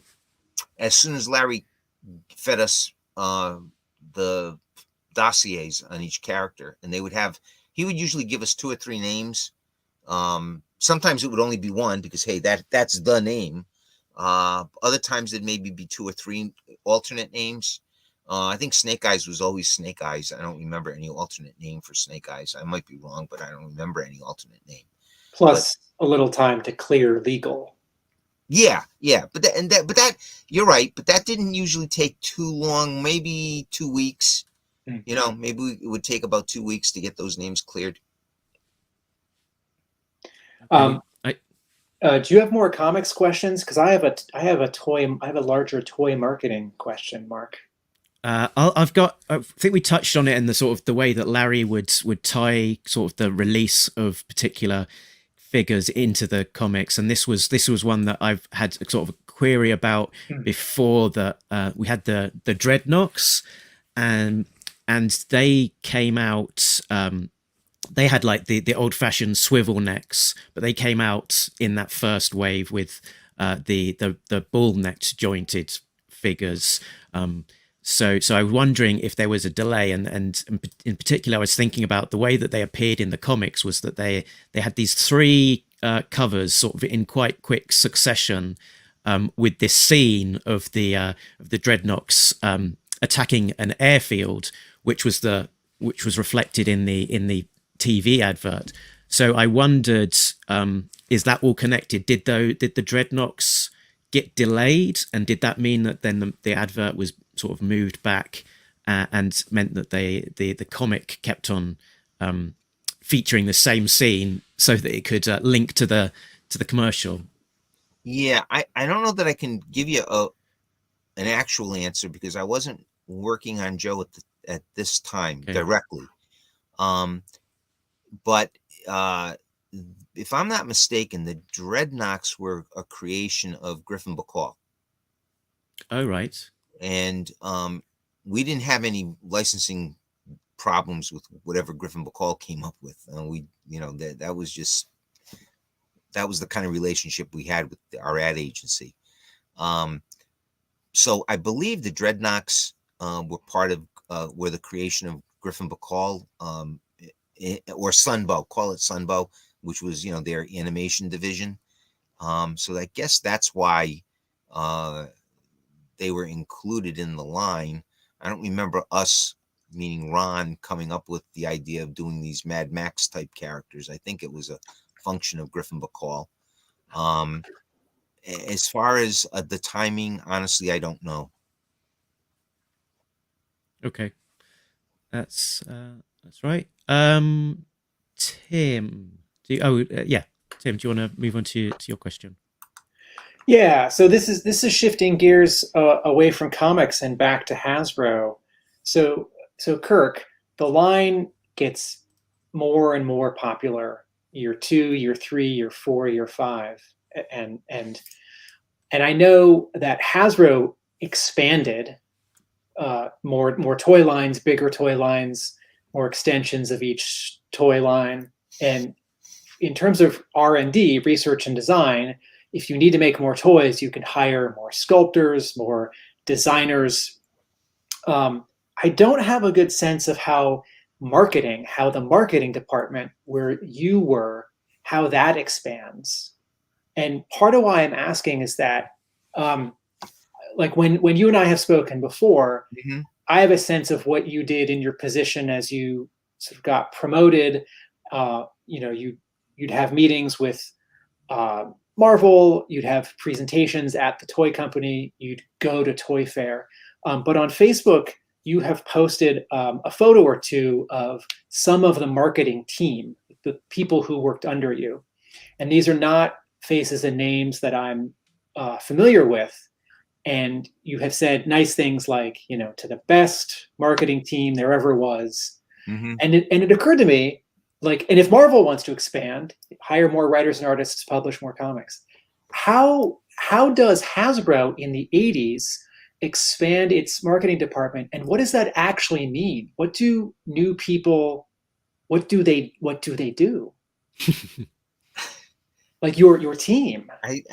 I started thinking about this after I saw your email this morning, that you wanted to ask me about this. So I sketched out I've never done this before. I sketched out, to the best of my recollection, who worked in the marketing department, the boys' toys marketing department. And at most, we only had, take Bob Prupis, who was the VP, who I would eventually become. At the most, we had 6 people working on all the boys' toys brands that Hasbro did. To give you a sense, the 1982, 83, 84, and 85 line was developed by Bob and me in terms of marketing. That was it. And not only did I do the quote marketing, but I was the liaison with Marvel Comics. I did all the licensing. I worked on reading every single monthly comic book, every single episode of the first 2 animated series had to go through me to be read and approved. In 85 and 86, the department expanded. I was no longer in the department. I was working in Hasbro direct marketing, running it, but it expanded by adding three senior product managers, each having one associate product manager working under them. So that's 6 people. And it stayed pretty much 6 people for the rest of my career there until 1996. That's how small a department the marketing department was. And I like to think that, I had a sign hanging up, a poster hanging up in my office, and I don't want to misquote it. So I just looked it up, and I had this sign a poster that hung up in my office. It's attributed to the French Foreign Legion. I don't know how true it is, but it's attributed to the French Foreign Legion. And it says, "We, the unwilling, led by the unknowing, are doing the impossible for the ungrateful. We have done so much for so long with so little. We are now qualified to do anything with nothing forever."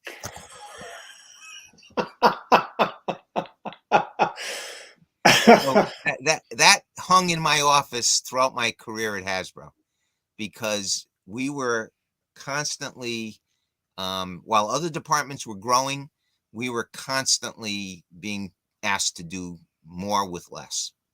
And in a way that was good, because I hated to ever have to let somebody go.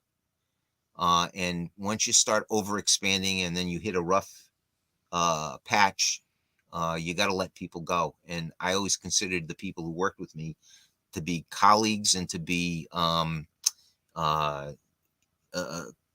call them friends. I mean, they were friends, and it would be tough to have let any of them go. And eventually I had to, but when we were reorganized, but we did run lean. The marketing department ran lean and mean. Yeah, it's incredible the amount of things achieved in that period, and the polish that was achieved. It kind of somewhat boggles the mind that it ever happened at all, to be honest. So to put a point on that, the first couple of years are you and Bob Prupis, and then marketing Boys Toys marketing expands to 3 + 3 people, 6 people. Yep. And the G.I. Joe line's getting bigger, and there's Transformers, and there are more lines. And so these other people they're the ones reading scripts from Marvel, from New York or Los Angeles, both for G.I. Joe and also Transformers. And there were 3 Air Raiders episodes, right, that were written but never animated, and Visionaries. And so the years that you were at Hasbro Direct, you still went to Toy Fair? Oh yeah. Okay, but you were less involved you were not doing the marketing. So those 6 people would have gone to Toy Fair, and they would have had meetings with the ad agency. They would have had meetings with Marvel. So I understand how the sales department, like a salesperson has a geographic region, these couple of states. Mm-hmm. And so they're traveling to go to headquarters of bigger toy chains, and then somehow to connect to the smaller mom and pop shops and to say, like, you should order our toys at wholesale. You should carry these at retail. So what are some other things that we might not be thinking of that the marketing team is doing for Boys Toys, besides the stuff that we sort of remember most easily, besides, Toy Fair episode scripts, comic book scripts? Are they traveling? Oh yeah, first of all, you're visiting customers with the sales force. Okay, they on those trips. Okay. Yep, you're going on commercial shoots, so that you're there to approve whatever shots are going to be done. I mean, you do that in a pre-production meeting, but occasionally when you get on set, things change. So you got to be there to make sure that whatever the director is going to shoot matches what you believe the toy is going to do. So you have to be there for approval. And on top of that, you're working with R&D to develop the line, to finish developing the current line, but to also be working on future lines. And when I say these 6 people, they weren't all working on G.I. Joe. 2 of them were exclusively Transformers. So that left 4 people working on G.I. Joe and every other boys' toy concept. So when I got back into boys' toys in 88, 89, we had a Joe line that was cooking. We had WWF, now WWE wrestlers. We had Visionaries, Inhumanoids, Air Raiders, Cops. I mean, these are just some, not all at the same time, but these were all brands that I was working on, with my team, to name the ones that actually hit the marketplace. That's not to mention there are brands we worked on that never got past our first presentation to Toys R Us. So they were killed, but that didn't mean you didn't spend 4 or 5 months working on putting together a line that then had to be presented and developed and costed and etc. So yeah, it was a very intensive, lot of work. But when you loved what you were doing, you didn't consider it work. I mean, I went to work every day, never feeling I was going to work. How many people can say that? For me, going to work, going to Hasbro every day was a joy. It was like, I'm going to have fun. And a lot of times I'd get beat up, but hey, that went with the territory. Mark, do you have a question? I was just going to say, talking to that kind of expansion of the boys' toy line, when I was sort of doing the research for this, it was interesting to hear kind of how you attributed that success in Hasbro and that growth from G.I. Joe, from the platform of the first year to what it could then do in terms of investing and sort of looking to expand the market. And specifically, what made me laugh, because of the sort of the friendly rivalry between the brands, was it seemed to be that you suggested that without G.I. Joe being the success it was in that first year, there wouldn't have been a Transformers at Hasbro. There wouldn't have been anything. I'll be that bold. I mean, there wouldn't have been anything without the success of G.I. Joe. First of all, when I started work at the company, I left a very boring job. I was an advertising manager for a plumbing and heating supply manufacturer. Okay. My boss, who was, a great guy, hired me. We became close friends. I'd been there 2 years, and I applied for a job at Hasbro because, hey, how do you turn down an opportunity to go to work for a toy company, right? Especially since when I got out of graduate school in advertising, if I wasn't going to go to work for an ad agency, there were only 2 companies in the world I wanted to work for. One was Hasbro and the other was Black & Decker Tools. So, so when I had an opportunity to leave and go to Hasbro, it was an incredible opportunity. My boss at the time told me, you realize that they're a $75 million company with $80 million, with $3 million or $4 million in debt. You're going to a company that will be out of business in less than a year. And I said, I got to give it a shot. So when we introduced G.I. Joe in 82, Hasbro had done $78 million the year before. G.I. Joe did $52 million in 1982. Okay. All of a sudden, we were hot again. By 1985, Stephen Hassenfeld was leveraging the success of G.I. Joe to purchase a much larger toy company, Milton Bradley. Okay. And that was based on the success of Joe and Transformers. The only reason we got Transformers was because Henry Ornstein, who was repping Takara at the time and the Transformers brand, took a look at the success of Hasbro in boys' toys. we had come out of nowhere to have the kind of success we had, that we were the first company he came to show the Transformer line to.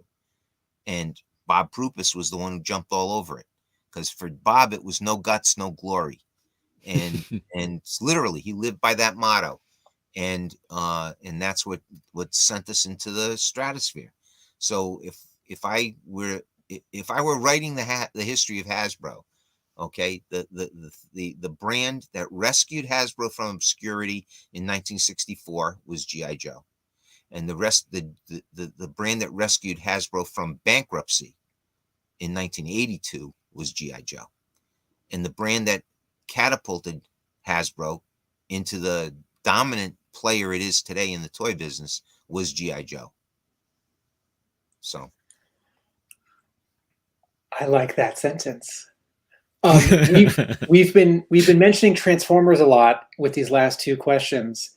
I remember in the fall of 2000, someone showed up on eBay with a whole bunch of Hasbro prototypes and mock-ups, and one of them, and I did not save the photo at the time, was for it was like an SUV, maybe sort of half tank SUV, and it was called, and this was just a gray model or a wood model. It wasn't color. I don't know how much it did, but it was called the Cross brand, and it was a proposed Hasbro internal G.I. Joe and Transformer toy. And as I remember, it would have been a vehicle for Joes, or I guess Cobras, but it also would have transformed into a robot. And there's talk, in this decade of should the G.I. Joe movie franchise somehow connect to or launch from the bigger Transformers movie franchise? Why is this a good idea? Why is this a bad idea? And just a week ago, there was sort of finally an official, not like Comic-Con exclusive, but like an actual Hasbro G.I. Joe Transformers crossover toy. It's a Hiss tank that changes into Megatron, right, Mark? Yeah. Okay. With Baroness as the pilot. Thank you. So, Kirk, do you remember talk in the 80s or early 90s? And if so, sort of how often and what was it of somehow as a one-off or merging these brands as a toy? Yeah, we not the first few years of Transformers, but I would guess from about 89, 90, when I came back onto Boys Toys as the head of Boys Toys, I was constantly, not just me, I shouldn't say me, we were constantly trying to push the idea of a linkage between Transformers and G.I. Joe. Again, my comic book history said, hey, why does it make sense for crossovers in comic books? Because you got fans of Fantastic Four and you got fans of Spider-Man, and why don't they cross over and have a comic book episode together, right? You got fans of Avengers and fans of Fantastic Four. Why don't they cross over? And Marvel would do that, right? Marvel was constantly teaming up their characters. So we would always ask for some kind of a team up, and it was always met with resistance by our senior management team, who always the excuse was always, don't mix metaphors. I mean, that was the constant excuse. Don't mix metaphors. So, if you can't get your boss to agree, then you just say, okay, you fight it the best you can. And then you just say, he's a blockhead, and you move on to do something else. So you're remembering a request or a suggestion? Almost every year, Tim. Every year. Do you remember artwork or something more than like a piece of paper, words on paper? Honestly, I don't remember. I mean, we would have these early preliminary meetings, brainstorming meetings, where we would discuss these kind of things. I'm sure there's artwork of, early on of, I mean, the way Transformers was developed primarily by the designers at Takara. Right. We had very little input other than color studies and possibly themes. So we'd say to them, you know, hey, it would be great to have a construction vehicle that could transform, and they'd come up with, you know, a line of construction vehicles that would transform. I'm sure that there were, you know, requests by our team, the Joe team, to have military vehicles that would transform. And there certainly are enough military vehicles in the Transformers line. They were never scaled to accommodate a 3 3/4 inch figure because senior management wouldn't give it the go ahead. So I'm remembering, I think I'm remembering from that fall 2000 eBay listing, I think the person who was selling it had a little sort of inside skinny. And as I recall, someone along the way has said that at Hasbro, there was a concern that a Transformer not be depicted as having a human driver or pilot sort of at the toy level. That, no, these are autonomous characters. They drive themselves. They fly themselves. So to mix that metaphor, to have a Joe or a Cobra or Spike or Sparkplug, you know, inside Optimus Prime or inside Starscream, ruins it or breaks it.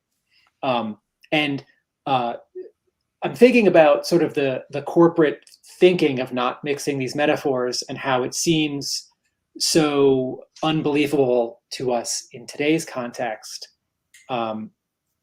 Like, yes, in Spider-Man's second appearance in comic books, the Fantastic Four shows up and they're on the cover, right? So Marvel was not shy about this, like building this linked universe. But, you know, when the Marvel Cinematic Universe started, you know, 2008, 2009, all it would have taken was for one of those movies to underperform, and this would have never happened. All these characters showing up in these movies that are cliffhangers for other movies.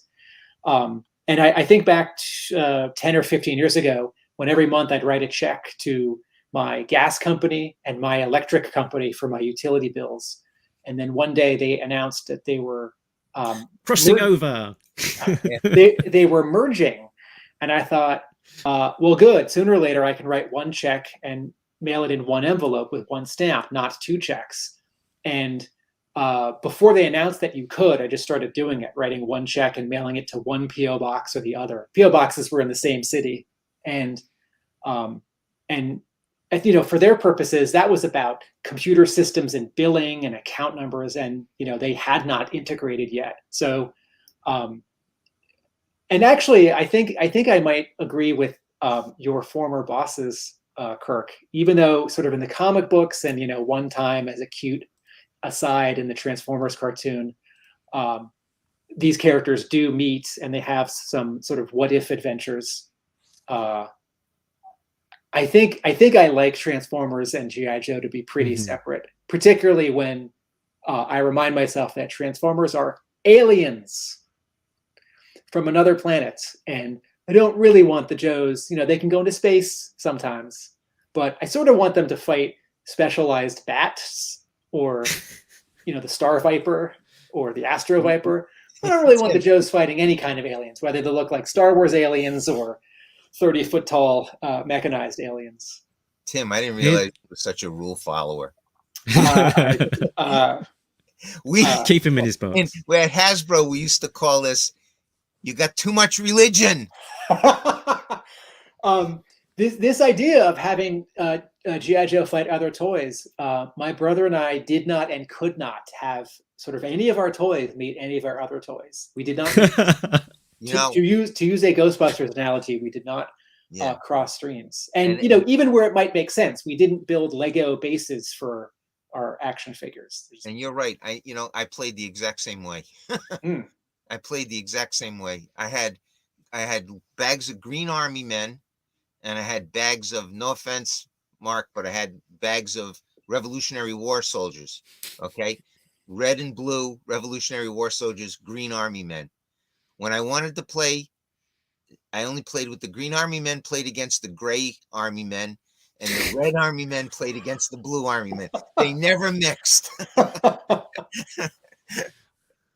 That was just me. Mark, you've got kids. How do your kids play with their toys? Mixing stuff up? Yeah, mixing stuff up. I think particularly with the modern toys, they're getting closer together. So you've got like Marvel Legends at 6 inches, and the GI Joe Classified at 6 inches. Even the modern GI Joes and the modern Star Wars figures are now much similar with the articulation, that they're not too far away from having the same basic model to them. So it's less jarring, I think. But yeah, for the most part, just chuck them all in the same. Yeah, and I uh, remember toy pit. my son playing like that too. Like he'd take his Ninja Turtle. He'd never play his GI Joes with Ninja Turtles, but he'd take his Ninja Turtles and he'd play against Masters of the Universe with his. But maybe that was the sense of scale. It's the size and the Yeah. sort of the shape of them, sort of Yeah. that kind of And I think muscular. some kids it doesn't matter, but I think other kids there's a certain religion to how you play with these toys. Yeah, I'd get in my Playmobil kind of toys in with my GI Joes, particularly like they've had a cool saloon which could be used as like the Dreadnought kind of hangout and That's that cool. kind of thing. But mostly it was GI Joe together, but particularly on some of those little supporting elements that didn't exist as GI Joe toys. That's where it would come into play particularly.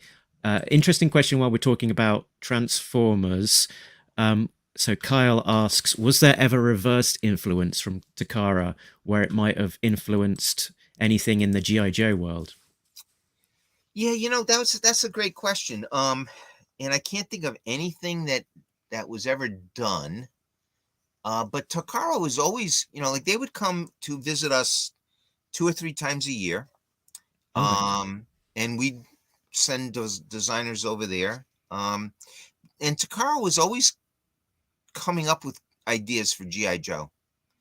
But we never really did any of them, and I don't know why. I think not that they weren't great ideas. I think they were just way too expensive.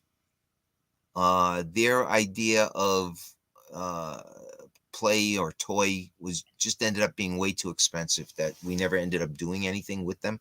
But they and I can't recall any specific, like if you ask me, well, can you think of a specific thing that they might have come up with? I can't think of anything specific. I just know that they'd always try and show us some ideas. And in fact, they would actually, come with either a jet or a tank that would be driven by a GI Joe. So they were on board trying to integrate both lines together, but we just couldn't seem to make it work with our senior management team. And I was going to say, you went over to Japan for the Crossfire project. That would, I don't know what the connection was to Japan for that. Well, at the time, the best RC vehicles were coming out of Nikko in Japan, and so we saw a trend in the United States with Tyco toys developing, RC vehicles year after year that just continually outdid each other, that we said, why are we not doing an RC Jeep for GI Joe?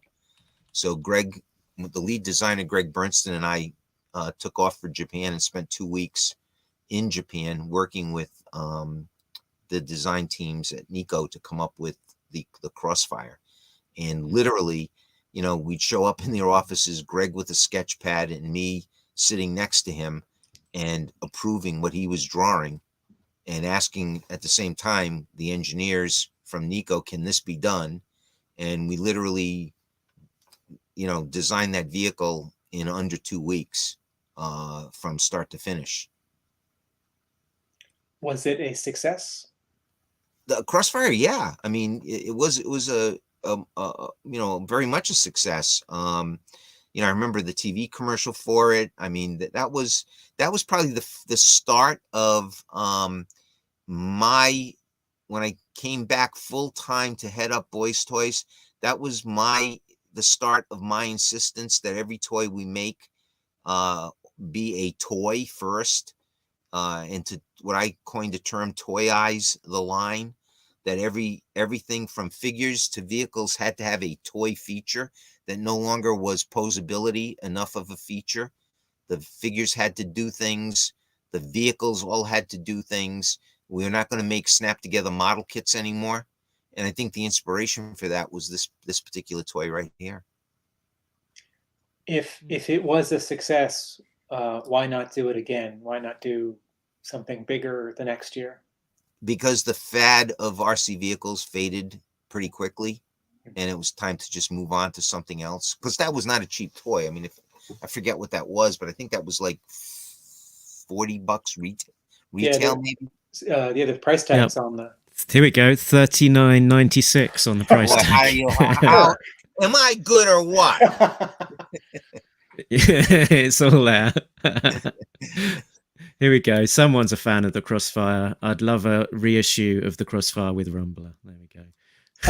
It might also be worth mentioning or asking. So the previous question was about ideas coming from Takara, which reminds me that Hasbro used outside inventors. So Hasbro had all of these smart, talented people internally in Rhode Island who were defining ideas, drawing things, building things. But also you would regularly receive visits from outside freelance toy inventors. And some of this was board games or dolls, but also boys action.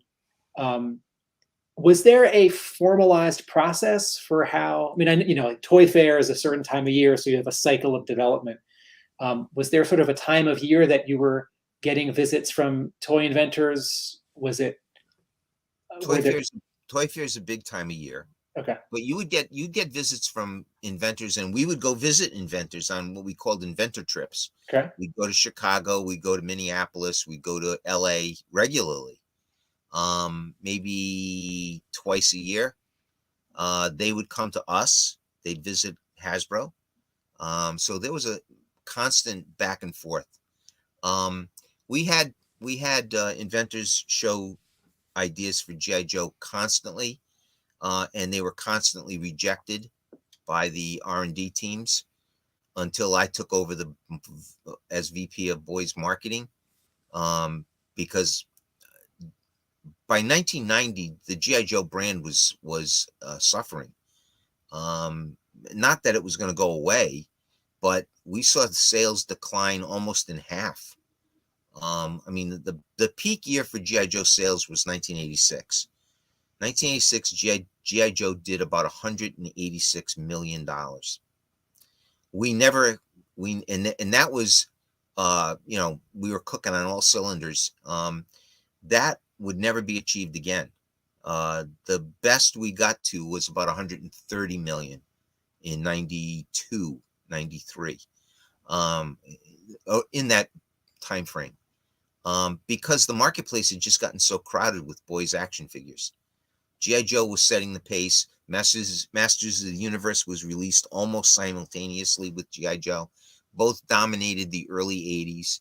The late 80s was dominated by Teenage Mutant Ninja Turtles, eventually Batman, and then Marvel superheroes. So there was a tremendous competition. And my insistence when I came back onto the brand was, we're going to make good toys. We're not in the business of selling model kits anymore. Because to me, that's what G.I. Joe was from 82 to about 88, 89. They were great snap together model kits that would roll, and you could fantasize, and the guns would elevate and the turrets would turn, but they didn't do anything other than that. And so I insisted on toyizing the line. The other thing I insisted on is when I saw a good inventor item an idea that I thought could fit into the line, I insisted that it be done. And I took no prisoners from R&D who said, well, we could have thought of that. Well, why didn't you? Or we could have developed that. Well, why didn't you? And the first real inventor item that we brought into the G.I. Joe line was Fort America. If you guys remember that one, the transforming tank that turned into a battle station with the ripple fire guns. Now, what the inventor brought us, okay, was we're going to combine Transformers and G.I. Joe. Okay, and here's how we're going to do it. and it was a tank that turned into a, the treads would fold underneath and it became a battle bunker. Okay. What we did when I asked that we take it into the line, the R&D guys didn't want to do it until I said, you guys have got to figure out a way of putting this into the line, because this is going to be one of our lead TV commercial products. And when I look at that packaging, I wish I still had it today. When I look at that packaging, I mean, you can't get a much more exciting product than that. Okay. I call it, if you look at the front of the vehicle with those, the 6 or whatever, rocket tubes, you swiped a lever across the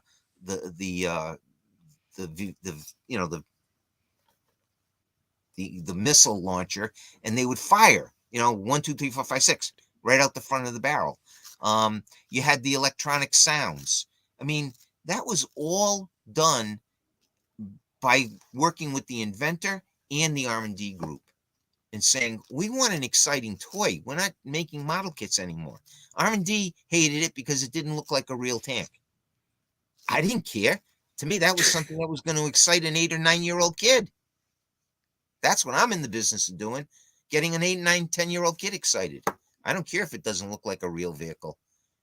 We had plenty of those, and we would do plenty of those. But this was an example of how do you merge Transformers with G.I. Joe without calling it Transformers, all right? And there it is, right there in all its glory. Yeah, Can and you tell this us? is. Go for it. I was going to say this is a that would I don't want to divert us too far away, because this is going to that would be a massive sort of area of conversation, I'm sure. But this was at a time where the toys are being marketed to kids to play with rather than to collectors to Correct. And I know I'm gonna hear somebody say, well, look at all that lousy neon orange. I live that at every convention. Why did you make everything neon? Well, when kids are faced with buying a Teenage Mutant Ninja Turtle, or do you remember the Toxic Avenger, right? That's what an 8 or 9-year-old kid was seeing. They were walking into a toy store and they were seeing their eyes being assaulted with neon.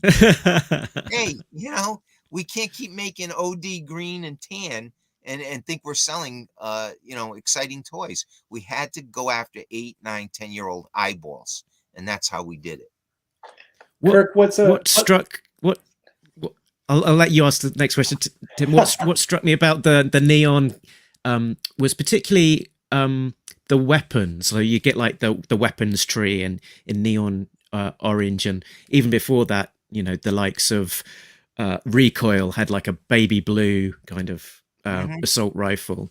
What was the thinking about the different colors on the weapons accessories specifically? To make them stand out at retail. It was all about making something stand out at retail. So when you walk into a store and you're confronted with, okay, I've got $5 in my pocket and I can buy a Teenage Mutant Ninja Turtles figure that's 3 times the size and bulk of a G.I. Joe, or I can buy a Batman figure, which is coming off a $100 million movie, or I can buy 6-inch or however, the 4.5-inch, maybe 5-inch Marvel Comics Legends characters or whatever. We wanted to communicate that we're giving you more pieces for your money. You're not just getting a figure, you're getting a lot more accessories. And so by coloring the accessories, those bright colors, yeah, it wasn't realistic, but boy, to a mother, it said, hey, look at this. For $4 or $3, whatever it was at retail at that time, look at all I'm getting. I'm getting a great figure, and look at all these pieces that it comes with. That's why we did it. That's why it was done. Yeah, as a comparison, Kirk, you've used the word bold when describing the G.I. Joe toy packaging for 1982, right? The logo, the graphics, the paintings, just the presentation. Painting's big, the figure's over here. And as purists or aficionados, we look back at that and maybe we long for just that. But you compare that to something like, it's like, okay, so maybe 10 years later, the comparison is the animated Batman toys, which are, the packaging is so handsome and restrained. It's like the show design just became a small toy package, and the toys have, very few seams, and you compare that to Ninja Turtles, and a year or two later, Power Rangers, and every month, the two of you probably know Diamond Previews catalog. No. And the market may be moving away from something like Diamond Previews for all sorts of reasons, but for all these years, in a monthly cycle, I will skim the entire 300 or 400 page catalog, and I'll mark it up, and then that's what my manager actually does the order on the computer at the end of the month, our initial order from Diamond. And years ago, I learned that sort of the average book cover at a bookstore gets someone's attention, someone's eyeballs on it for less than a second. And I thought, that can't be true. But surely it is, because we've all been in a bookstore or comic book store, and you're going like this, and something, a logo, a sexy character, a certain combination of colors, some burst of text, something familiar like Batman, what's going to grab you, and covers are often not sort of indicative of the interior. And just 3 days ago, I was flipping through previews, and we had sort of forgotten the deadline for the order was the next day. So instead of my normal sort of 3-4 hour having coffee, looking at every page carefully, I was doing the really fast version, and I thought, there are so many publishers that aren't the main 6 or 10 premier publishers that get distributed by Diamond, that are in sort of the back half catalog. And each of these covers is, there's like 3 columns per page, and they're like an inch tall, and they're getting like a third of a second. And I'm not even reading sort of the title or the writer or the artist, the description. It's like, and then I grab my Sharpie and I circle it, 5 copies of that one, right? Yeah. And every so often I'll write something mean to my manager, like, this is bad. Can you believe this crap? And so this idea that Kirk's talking about, it's Kirk, it's mostly moms that were doing the purchasing, right? Was that sort of an established, like, retail behavior fact? Yeah, I mean, think about it. And when I teach marketing, when we talk about what is a market is people with the ability and the willingness to buy, and you have to have both. All right. Well, certainly an 8-year-old boy or an 8-year-old child has the willingness to buy. They'll buy anything, right? Do they have the ability to buy? No. Mom controls the ability to buy. I use mom as in the generic parent term. Okay. Mom is the one who controls the purse strings. So you gotta appeal to both. In the toy business, you have to be able to appeal to both. You got to get the kid interested, and you got to get him to demand from the mom, I want that toy. And then she's got to look at that toy and decide, is there enough value in that toy? Am I getting enough bang for my buck? I'm going to lay out $5 for this. Today, you're laying out $20 for an action figure, right? So, what am I getting for my money? One of these guys. Yeah. Yeah. My follow-up question from a few minutes ago was, can you think of some other G.I. Joe product or additions that came from outside inventors? Oh yeah. Let me think now. Specifically, I wish I could go back. Sonic Fighters? Well, yes and no. Because what we did is we saw what was going on in the little mini car business, the Hot Wheels car business. Majorette was a company that came out of nowhere. I believe they were a Canadian company, and they came out of nowhere with Hot Wheel vehicles that had lights and sound, and for like 3 years literally dominated that Hot Wheels category. So I don't know that it was necessarily an inventor. That I think that was we kind of just stole that idea. Hey, it's in the marketplace, and so fair game.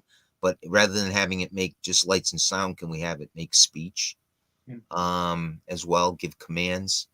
It was a great item that we never did. That would have been revolutionary had it been done. Marty Abrams from Mego Toys came to us. He was an inventor. After Mego went bankrupt, he became an inventor, and he came to us with his partners. And Marty was very, very clever. Marty is brilliant, and I think of him as an evil genius, because had this succeeded, Marty would have been making a nice royalty off every G.I. Joe figure ever sold in perpetuity. So it was a brilliant idea. He came to us with the idea that you could make a play set or vehicles that would talk via the simple use of molding a different code into the bottom of every G.I. Joe figure's foot, so that, which would cost you nothing. But literally, the figures would be the same figure, just that the bottom of the foot, instead of being flat, completely flat, it would have a series of cams, slots. And then depending on how that slot fit into a place on a vehicle or a play set, it would activate a voice chip in the vehicle or the play set. And you'd bring the character to life. And, 20, 30 seconds of speech. We thought it was great, and we were willing to make a commitment until we took it to research. And we showed it to kids. And this was at the same time that we had vehicles shooting things and, vehicles exploding, that kind of thing. The kids thought it was boring. They thought it was ho-hum. And Marty was so upset that he insisted that we rerun the research and that he be there to witness the research. And we said, sure, come along. And he even agreed. Well, I guess we really don't have anything here. But that could have been, had it worked, that could have been a real, groundbreaking type of toy, because it would have been, and that would have been in like 92, 93 era. So that would have been like a bit of high tech being added to the G.I. Joe brand. What else from other inventor ideas? I invented a number of things for the Hall of Fame line, the 12-inch line, when I left Hasbro. So not a lot, but a number of things that I had come up with from marketing ideas. Life magazine that they did, the Life magazine astronaut, the Life magazine figures were done because of mine and Don Levine's work on putting together concepts for Hasbro. But they didn't really, it's tough to sell an invention to anybody. It's even tougher to sell it to Hasbro.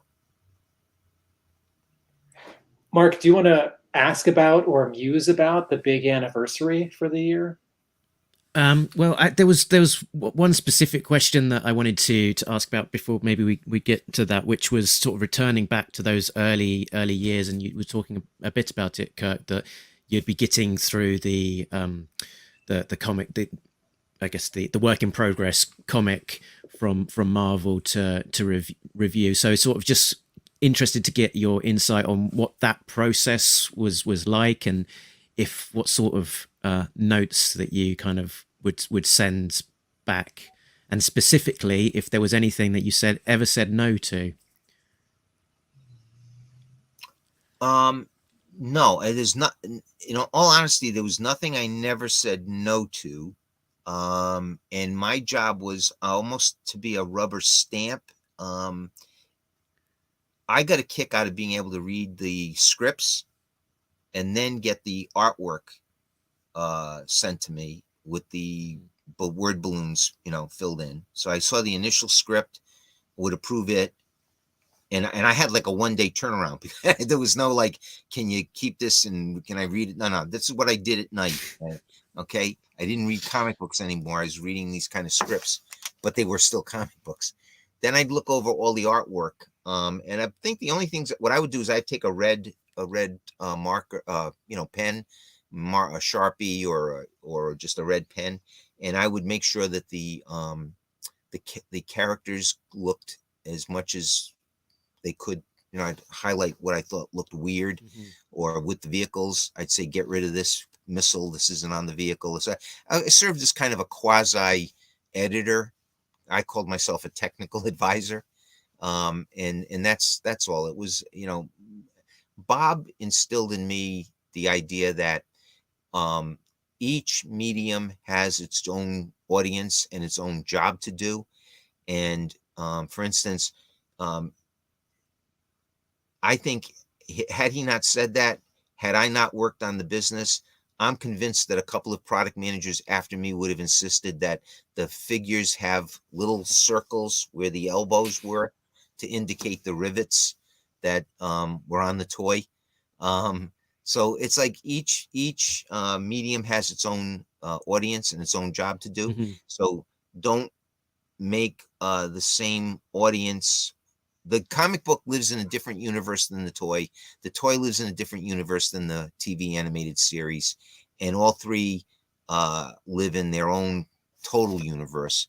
As long as they're all seem to be working consistently, then let things go. And so that was my approach. Unless I saw something really egregious, I just rubber stamped it. And I think I built up a lot of trust and confidence with Larry and the team at Marvel because of that. I do recall, though, that when I had left the brand and then came back onto the brand, I started asking questions like, how come the covers of these comic books are so boring? How come, I don't see any, how come I don't see any rifles or any guns, or how come I don't see, fighting taking place?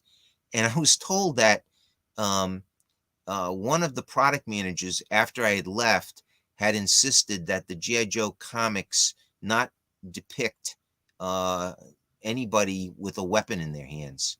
Larry, in fact, told me that. He said, we can't put guns in their hands anymore. I said, who told you that? So, that was kind of bizarre. And thankfully, it only lasted a couple of issues. But there was that kind of quasi edict that had been issued to Marvel, that when you on the cover, you couldn't show people with pistols or rifles. So Do Kirk, you know what period? Do you know about what period that was? I was just wondering which issues it might have impacted. I'm gonna guess 86 through 88, somewhere in there. No, I'm not gonna say that. That, like, if you study those covers carefully in that era, you're gonna notice, I believe, an almost total lack of weapons in figures' hands.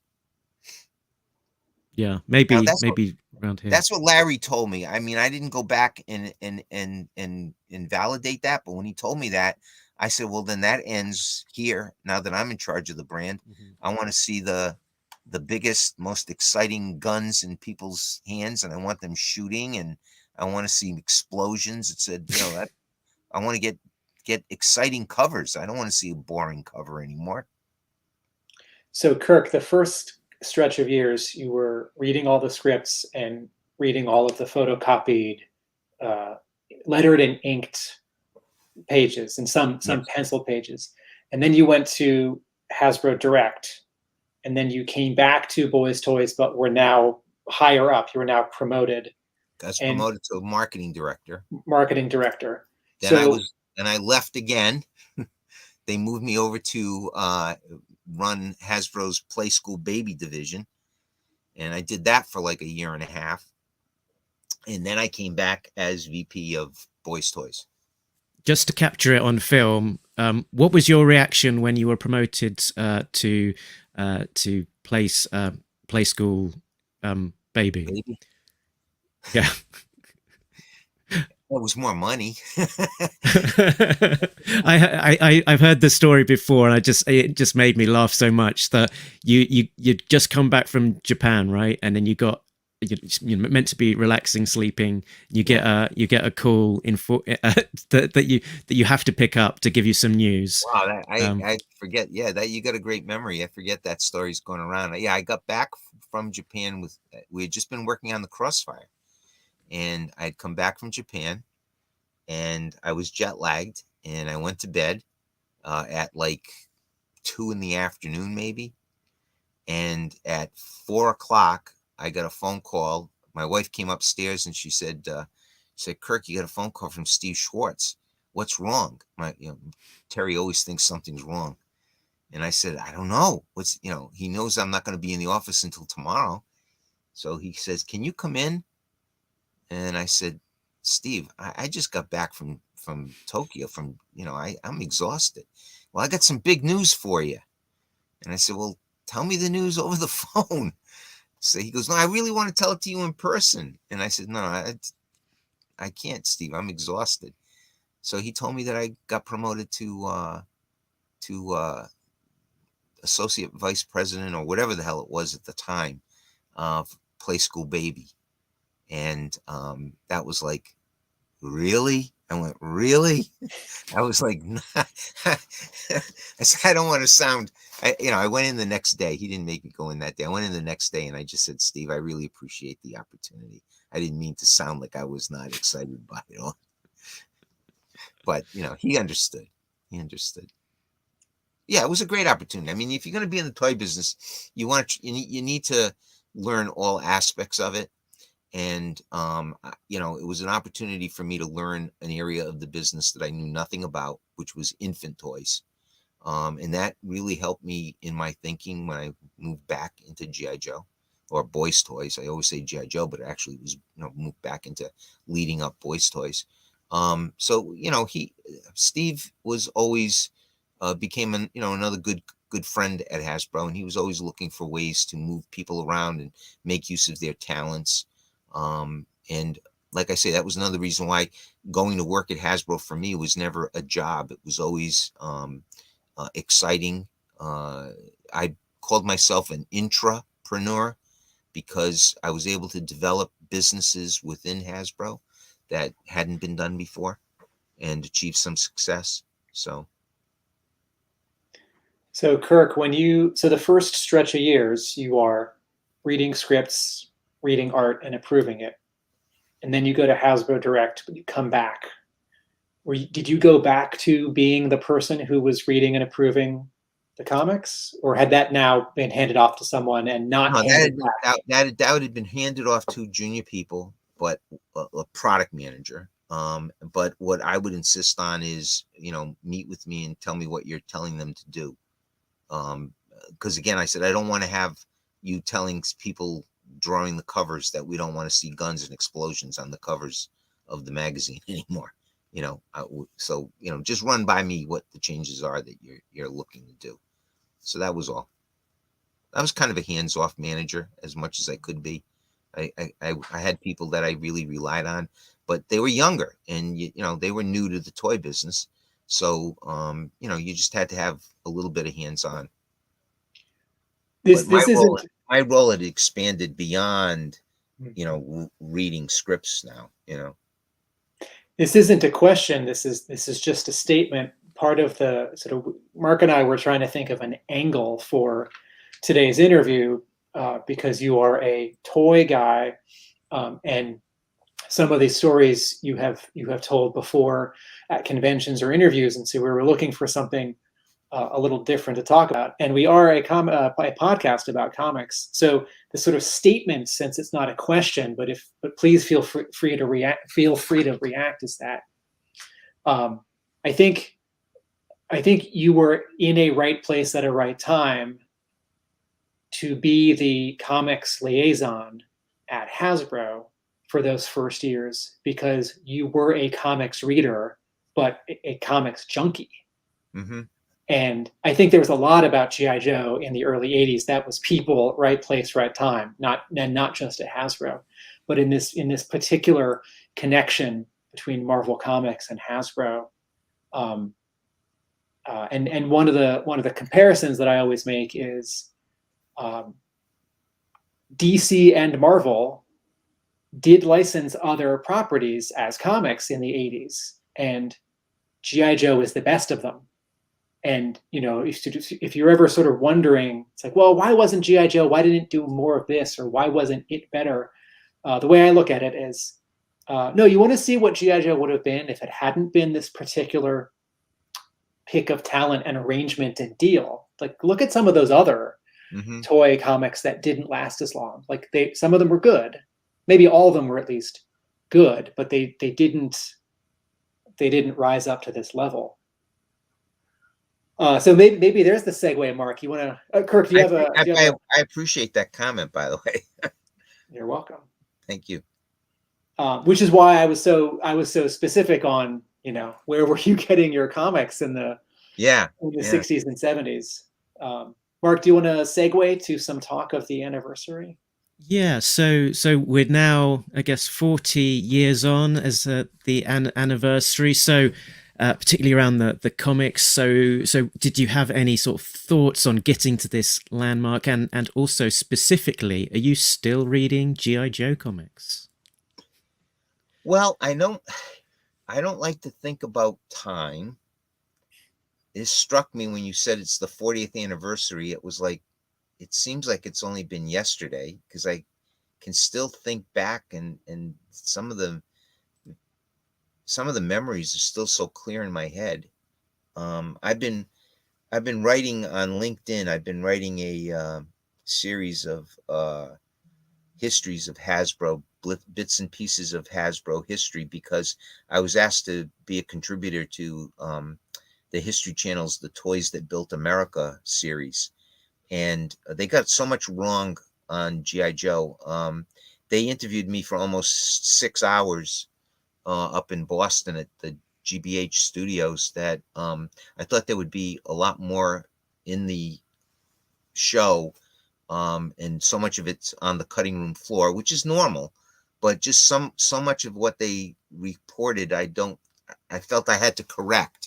I think the shows are great. I mean, I know what they tried to do. It was a dramatization comparing Merrill Hassenfeld with Ruth Handler, you know, the woman in charge of Barbie and the creator of Barbie, and Merrill, who theoretically was the creator of G.I. Joe, that I felt I had to correct some of it. So I've been writing on LinkedIn and on Facebook a series of corrections that talk about the history of Hasbro as it relates to G.I. Joe. And it's leading up to, there's always been this myth that G.I. Joe was canceled in 1978 because of the oil embargo, and that the price of plastic had driven the cost of making G.I. Joe toys, so it made them so expensive. And also, it's the belief that G.I. Joe, the G.I. Joe line disappeared because of the Vietnam War and opposition to the Vietnam War. Well, it's 1978 when G.I. Joe was dropped, and that's like 3 years past the Vietnam War when we, left Saigon. So I won't tip off what my theory is, but I've come up with a theory by analyzing all of the Hasbro catalogs. I have a complete collection of the Hasbro catalogs from 1952 up until maybe 2 or 3 years ago. So I'm focusing in on those that affected the G.I. Joe brand, and I'm trying to analyze it. And I believe the last thing it was the cost of oil and opposition to the Vietnam War. I think it all boils down to the brand was 14 years old. You had tremendous new competitors that, G.I. Joe had awakened a giant in the category of action figure that had never existed before. And so you've got a host of all new characters that are competing with G.I. Joe, and that's what killed G.I. Joe in 78. It wasn't anything to do. That was convenient excuse, was Vietnam War and oil, the cost of plastic. Those were convenient excuses. Hasbro didn't want to admit that it was the lack of true innovation in the brand. So I don't know if that answered the question. I don't know if I went around in a circle or not, but that's what I've been working on. Yeah, so we're almost 2.5 hours in, and you've been incredibly Just like 40 generous with your years time. seems like only yesterday. And- 2.5 hours seems like, hey, we just started this. yeah, exactly. Yeah, I it didn't even look flies at the by. clock. Are you kidding me? Oh my gosh. Yeah. So I don't want to monopolize your time, but it's been absolutely well, wonderful sort of getting your recollections on all of this. And I've been careful not to kind of deviate too far into too many different avenues, because it would mean that it would be a 5-hour conversation instead. Well, we can do that in installments. Yeah, maybe we can revisit and sort of and get your thoughts on some of the other things, because I'd love to get your take on where you think the property is today, for example. I love 40 years on. Yep, be happy to do that. And here we go. Here's one of the watchers who wanted to shout out. Great interview. Thank you guys for bringing this to the Joe fans. Thank you, Kirk, for being willing to spend your time and giving this to the community. Yo, Joe for life. Thank you, Joshua. Yo, Joshua. Thanks. So I think all that remains to say is a big thank you. Thank there we you, go. guys. Thanks, Kirk. Yeah, that's great. Hey, and Tim, I keep saying I'm going to get up to your store. So this spring, I already told Terry that we're going to head up to Tim's store sometime in the next few weeks. So I'll be in touch.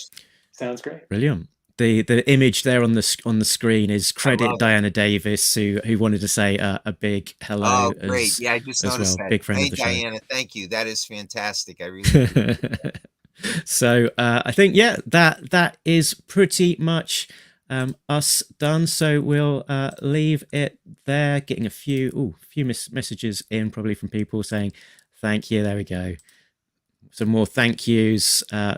Love the interview, Yo Joe. I think that's from Rachel on Facebook. Awesome. And another thank you there. So until next time. Until next time. Okay. A big Yo, thank you. Joe! That's the way to do it. Okay, hold on, and we'll play the outro, and then just quickly say bye at the end again.